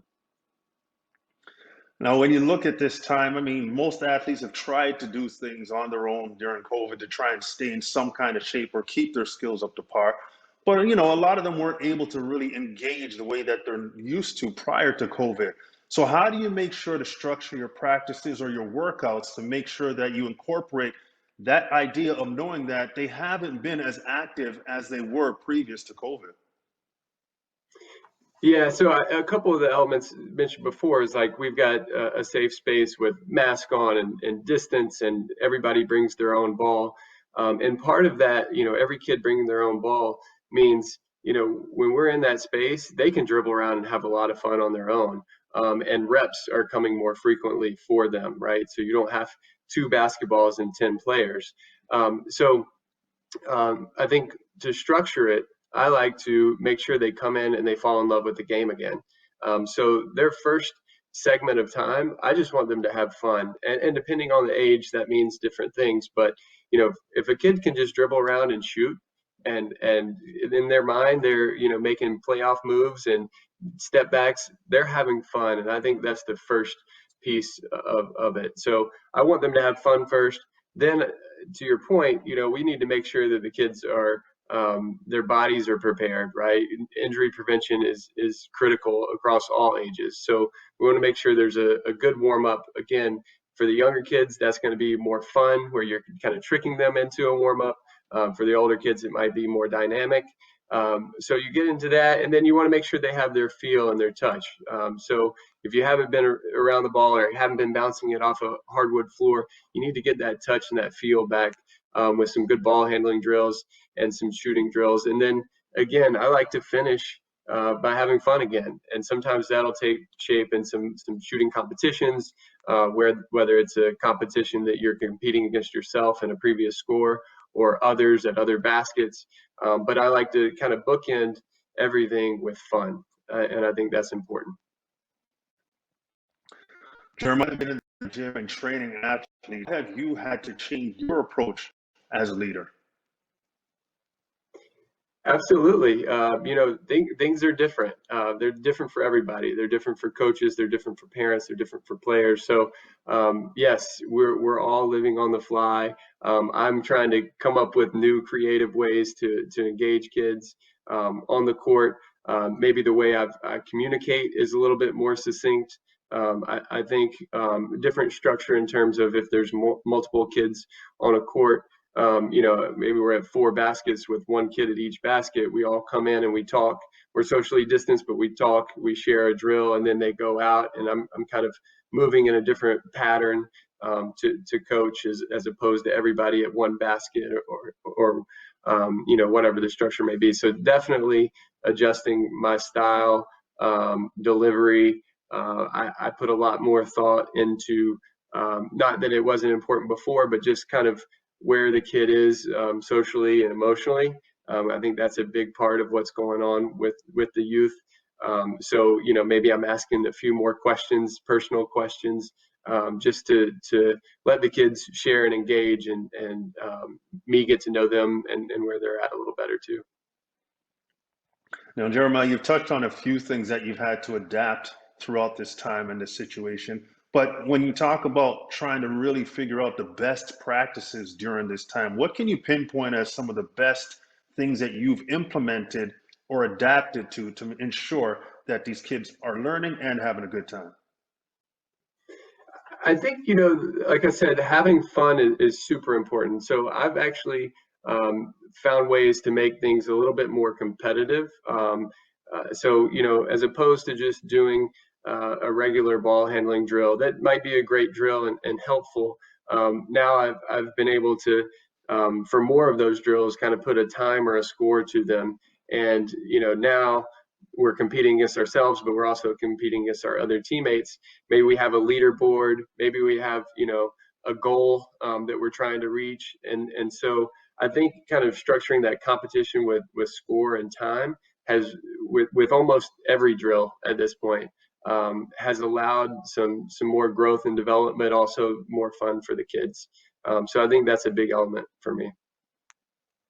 Earlier in this discussion, you talked about, being in contact with the kids and understanding and kind of having those conversations about where they are mentally. And that's a huge element in terms of not only socially, but even with athletes, making sure that we connect to their mental health and wellness and make sure that we check on that. So how important is it for you as a coach and as someone who's trying to develop the youth to make sure that you stay in contact with that element of these young athletes? It's so important. I think just on an everyday basis, even before COVID, in a lot of ways, youth coaches wear so many hats. We're bus drivers, we're coaches, we're mentors, we're therapist, like you name it. So you really have to coach each kid as an individual. Now, during these times, you even have to have a better pulse on it. And I see it with my 9-year-old daughter. Not having sports for a while and not getting as much interaction with some of her friends has really hurt her, mood and where she's at day to day. And so I want to make sure in a practice that those kids get an opportunity to interact and be kids, which they need and is super, super valuable for them. And it doesn't always need to be interaction with me. And so ways to do that are perhaps have a kid lead a drill. Maybe we've done it a few times and they know it and they can lead it, or they can tell them. Maybe they get to pick a drill. So every kid picks a drill that they like and they get to work on it. So having a little more kid-to-kid, peer-to-peer interaction, I think, is good for them socially, emotionally. And then, I try to keep a pulse on it too, just by the questions that I mentioned when I'm around them. So super important. Couldn't be any more important to start with, and then now even more important. Yeah, I couldn't agree more. Something that I find that young athletes kind of can't take for granted. I'm a grown man and I still sometimes struggle with, and that's nutrition, eating properly, eating the right things consistently to make sure that your body can perform at the highest level. So, what are some effective strategies that you found to really drive home the point that nutrition is so vitally important to their success? Yeah, nutrition is a tough one sometimes for kids. Depending on the age, they don't quite see the value yet, and so sometimes we are kind of preaching and trying to just hit home the message over and over, and knowing that it'll sink in at some point. But I will say, during this time, an important element to safety has been each kid bringing their own water bottle. And maybe sometimes kids during practice don't go to the water fountain or don't drink much or enough. We can kind of be a little bit more dedicated to talking about hydration now, whether it's on the way to practice, on the way home, or during practice. And so that's a great start. I think we talk about hydration, whether it's water, Gatorade, anything that's needed, and that's a good stepping stone into nutrition. I would say this kind of window of time has also allowed for a little more communication with parents, and so often it's not what the kids aren't cooking their own dinner, right? It's what the parent buys and they're providing. And so with more communication with the parents through this time, it provides opportunities to kind of drop those nuggets in as well and share some important pieces. So I think those two elements, kind of starting with the hydration and then more communication with the parents has been helpful. Excellent. Now, one of the beautiful things about this coach's open house is that we get involvement from the people that we're usually watching in terms of being in the arena. Now we're doing it virtually, but we're keeping everybody involved regardless. So we have a couple of questions for you from people that are tuning in. And this one comes from Coach Mike from Toronto. And he wants to know, why did you get involved with coaching youth? Coach Mike, thanks for the question. And thanks for participating. Great question. I honestly just fell in love with the game of basketball at a very young age and saw all that it could do for me in my life and all that it has done for me in my life. I obviously got to play, but I continue to coach because I love it. I love the game. I love passing on my knowledge and sharing, but also I love kids. I love seeing smiles on faces. I love seeing growth and development. I love being able to instill character values through the game and see, down the road what these kids are doing when they go to college and when they get jobs. It's really rewarding. So I just enjoy the people aspect and the watching the youth grow. Next generation is these young kids, and we're able to help them, and I love it. Awesome.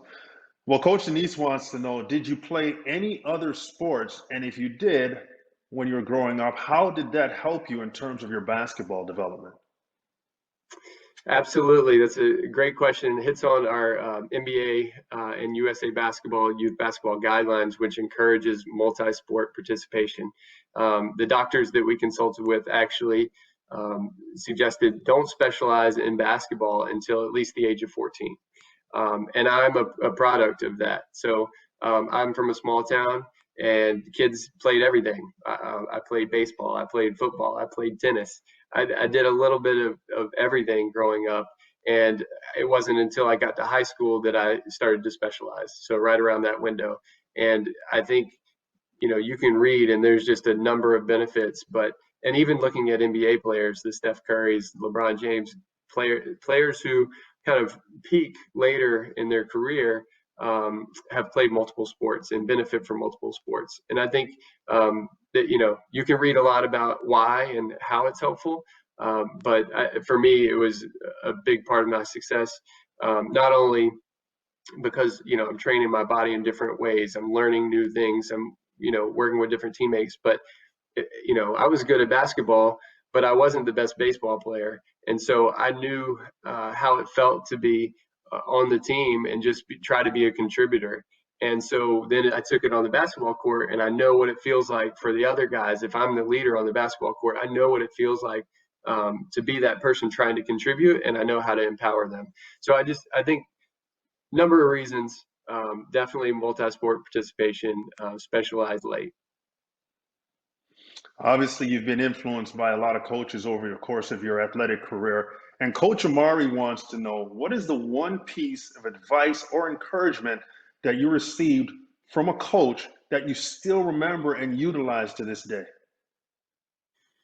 Yeah, I think like many of us, and many kids that we're dealing with now, the words that coaches say have a lot of value for us, right? And so you hold on to those and it means something. And I really respected and appreciated any affirmation I got. It kind of validated the stuff that I was going through. And so I had a coach, I was struggling a little bit in kind of that 8th grade, 9th grade window, with just confidence. Like I would maybe go to an event, but I'd be scared to go into the gym. And, once I was in the gym on the court, it was great. I was able to play and do really well, but I was nervous. I was scared. And there were times where I didn't go into the gym. I actually said, I can't do this. And I had a coach that told me, and actually gave me a book, but said, feel the fear and do it anyway. And basically kind of empowered me to know that, you know what, I'm nervous. It feels like fear. I'm scared, but I can take that step and I can do it anyway. And really kind of encouraged me there and gave me that confidence to take that step. And I think that's just always stuck with me anytime I've had challenges, or fears or nervousness, even doing things like this, right? You have to just take that step. And so that's carried on for me throughout life. Awesome. Great words of advice. Thank you so much, Coach. All right, everybody, this concludes the first portion of our discussion. We will be returning with Coach Jeremiah momentarily. We want to say a big thank you to Tangerine. Without them, this wouldn't be possible. All right, we're going to take a quick break and come back. And we're going to discuss something that's very important that is happening across the board, and that's coaching in the virtual world. This is Money in 1472, Money in 1972, Money Today. Hey, where'd it go? The world's moving forward. Maybe it's time for a bank that gets that. Simpler tools, personalized rewards, more ways to save. That's forward banking. From Tangerine.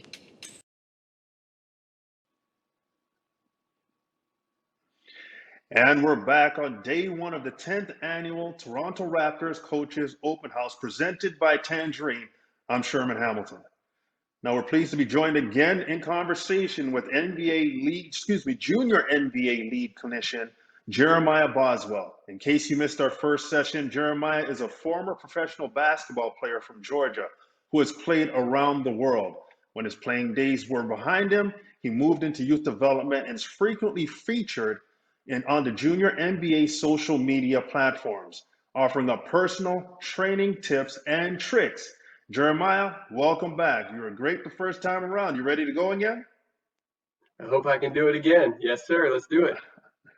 I'm sure you'll be fine.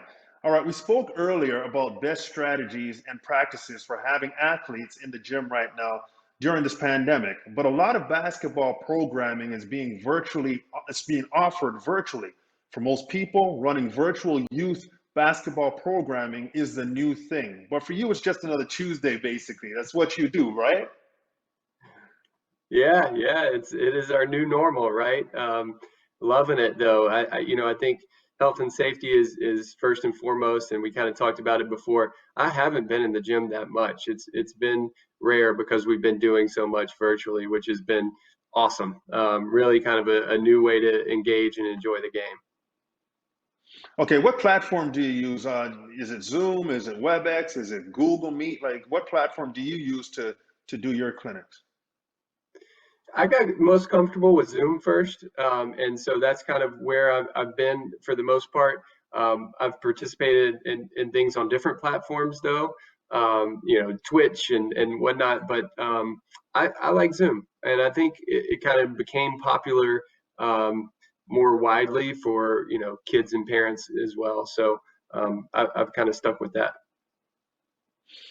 All right, Jeremiah, when we talk about coaching, I mean, a lot of the things that are involved with coaching involve being connected to players, being able to touch them, talk to them, look at them in the eye, see their body language in person. But right now, it's tough to do that because we're doing it virtually. But when you talk about the enthusiasm and the energy that you can bring to a gym, how do you transfer that into virtual coaching? I think it all starts with the coach, and kids follow the energy of a coach. And so if I start a session and I start just like I've just started now, I might have already lost the kid because I'm talking for 8, 10 seconds and there's not much enthusiasm. But if they come into a Zoom room and they log on and I'm like, yeah, let's go, here we go, yeah, all right, I see you. Now there's a different energy, and it's the same thing that we do on the court, right? I'm clapping, I'm raising my voice, I'm saying some nice words, I'm calling out the players' names to encourage. So it's really just bring your energy to it, and I think for me something that's also helped, and it helps in person as well, is that sweat equity. And so if I'm going through the process with them, it helps them see it, feel it, my energy picks up, my blood's flowing, and so I think that helps as well. Absolutely. Now, one of the things is access to equipment during this time. It's more difficult to have facilities and everything available to you. So, how do you get kids moving in a small space with basically minimal equipment? Yeah, I think the beauty of basketball is that you look at Luka Doncic, you look at James Harden, all these guys, and there's been so many studies that show how valuable it is to be able to start and stop well. And so basketball is one of those unique dynamic sports where you really don't have to go that far, but everybody knows basketball is like any other, unlike any other workout. So you're jumping, you're pushing laterally, you're pushing backwards, you're going forward, you're going vertical, and there are just all these different dynamic elements. You're sitting in a stance, you have active hands, so you're using your arms, and so you really don't have to move that much to get a really, really good workout. Even as you see these kids here, like doing basic ball handling here, but they're sitting in a stance, right? So they've got their knees bent. You can see they're starting to get tired a little bit. Maybe they have to protect it with an offhand or move their feet. So there's lots of movement stuff that can be done within a very narrow frame for basketball and basketball development. Awesome, coach. And when you talk about the ability to get the energy and the movement going and things of that nature, um, when you're explaining these activities and you're trying to really get the information across, how different do you do it now than you would do it in person? Fairly different. I think I've become a better coach in that coaches should talk in segments, and I think this has helped me clean some of that up. I think it's also helped kind of name some drills, whereas before you're in a gym and we're saying, okay, we'll do this that does this, and maybe I demonstrate, but now I have better names to the drills. I also think changing my delivery as how I get to those drills has been fun. And so like I have a wheel that I'll spin, and it's got a little arrow, and you spin it and clicks, and wherever it stops, that's the drill we're doing. And so the kids are engaged; they want to see what's happening. So kind of getting to things in different ways has helped me improve and deliver better. Absolutely. Create a little bit of excitement during the process. All right, what basketball specific activities or drills do you find work well in a virtual setting? Yeah, one I should note that I've used the home court app quite a bit for kids when they're kind of getting homework and doing stuff on their own. But kind of things that I think work for me is stuff that is kind of like that spin the wheel idea where I don't know what's coming, the kids don't know what's coming, and so I have a large die, I spin the dice, it comes up, and if it's a number 4, we do this, or number 6, we do that. But we're able to assign any of those drills. It's just a fun way to get to it to the court, right? And so, we're showing here a little push to balance drill, which everybody's first step is really important, or everybody knows what a Euro step is, right? And so here's a simple kind of push and balance that works on stability muscles and explosion, but also you can see the translation of it. So we may not have a full half court to explode out and dribble down the court, but we're working on it. So I think all ball handling drills are still very relevant. Like I said, the starting and stopping of basketball you can really get into. I think some of the elements of form shooting and shooting are still very important. And I think there's some other stuff that you can hit on too that maybe, the detail that you weren't getting into, you can now. And so now I'm talking a little bit more about, what's your pickup like? So that means, from your dribble to get to your shot, are you picking the ball up quickly? Right? What is your pickup? Where are you picking it up to? Are you coming, if you're dribbling on your left side, are you picking it up on your left side and bringing it to your right? Or are you picking it up and bringing it across the body, hip to hip, and then up? And so now we're able to get into a little more detail about some of the stuff that maybe we would skim over before. So again, hopefully some good stuff there, but a lot of good videos that you can see and fun interaction there. Awesome. Do you use a chat function, Coach? Not much, to be honest. I like to be as engaged and dynamic as possible throughout, and don't like to necessarily stop a lot and try to read or have others kind of stopping to type and do some of that. So I haven't as much. I think there's a way to do it and it be done really well. I just personally haven't. All right. All right. We have a few questions from the folks watching. So let's get to a few of those if you don't mind. And we're going to start with Coach Lisa from Hamilton. And she wants to know, how long is too long for a virtual practice? Hey, Coach Lisa. Good question. I think it really all depends on the age and all depends on the coach and the energy that we talked about. 30 minutes can be a long time in this format. If you have, something that you're really trying to get through and need to go longer, that works too. But to me, we're not doing a ton of combo moves to shooting kind of stuff. So we're able to have some fun, get warm, work on some ball handling, some basketball footwork usually, maybe some shooting stuff, maybe a couple of exciting, fun games. And all of that, I think, can happen within that 30-minute window. I think, kids lose their focus easily in this setting. So that's kind of where I've been capping out. I've seen others who have gone longer, but that's just kind of been my window.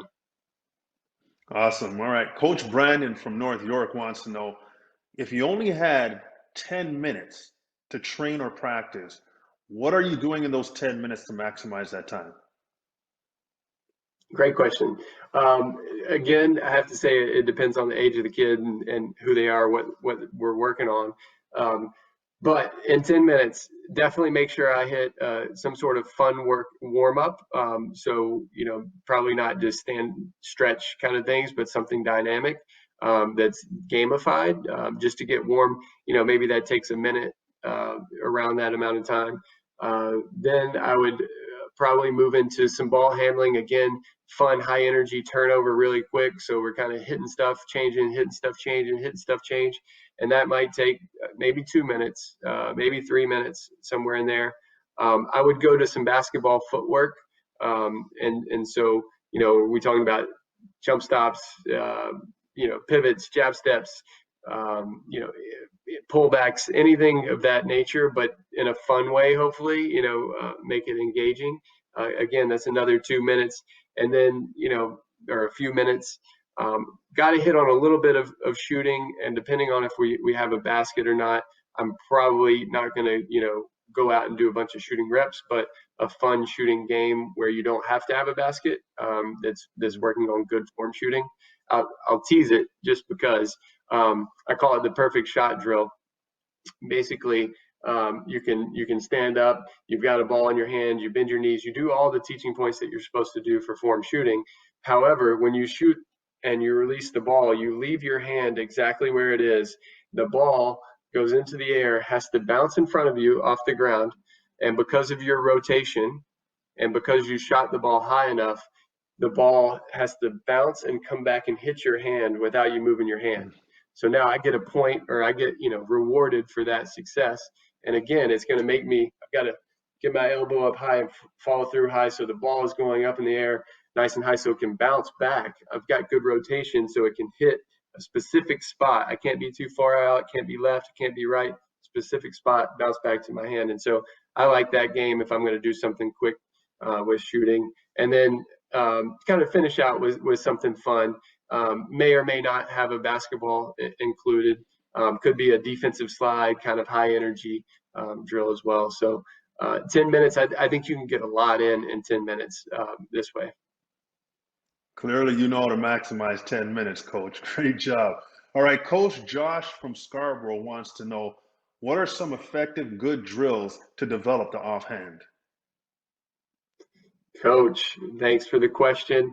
This is so important for a lot of youth. I think, there's a certain point where you have to paint the picture of them for them that look how big the court is, and you're cutting it in half because you can only go right or you can only go left. So this is the only part of the court you get to use. You don't even get this side. One thing that I think I've used a little bit during this time is just saying, hey, for a week, for a month, whatever it is, kind of set a length of time. Everything you normally do, with your right hand or your strong hand, do with your other hand around the house, right? So when you're opening doors, when you're, eating, whatever it is, change and use the other hand. Surprisingly, that actually does help and carries over into basketball. So I think that's a good starting point. But I do think there's opportunities during those sessions to double down on left-handed touch, feel, ball handling, comfort, all of that, because ultimately in a virtual world, it doesn't matter that much if you fail, if you lose the ball. There's no defenders. There's no reason for you to be worried about my left hand not succeeding, right? And so this is a perfect time to really just double down on the drills that you already have for everybody and do more. Awesome, Jeremiah. We really appreciate you for taking the time to be with us. You presented a lot of good information, so thank you very much. Absolutely. Thank you, guys, and good luck to everybody. Let me know if I can help in any other way. Awesome. And we want to send a big thanks to Tangerine. Without them, this wouldn't be possible. We want you to stay tuned for the Kahoot session next. And we really appreciate all of you joining us. Hope you had a great time and enjoyed all the information on day one of our 10th annual, but first virtual, Toronto Raptors Coaches Open House. Another great conversation, guys. Thank you very much.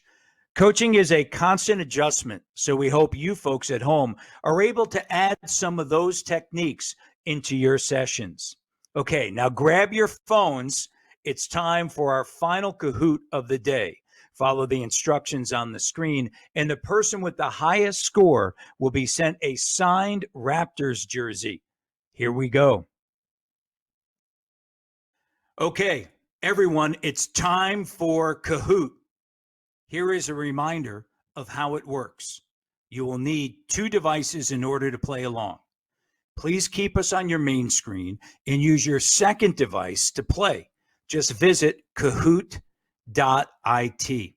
We'll give you a couple of minutes to log in. The PIN number for today's game will appear on your screen. Type it into your second device right now. Be sure to use your first initial and last name so we are able to identify you as the winner and mail you your prize. Are you ready? Are you ready, coaches? Are you ready? Here we go.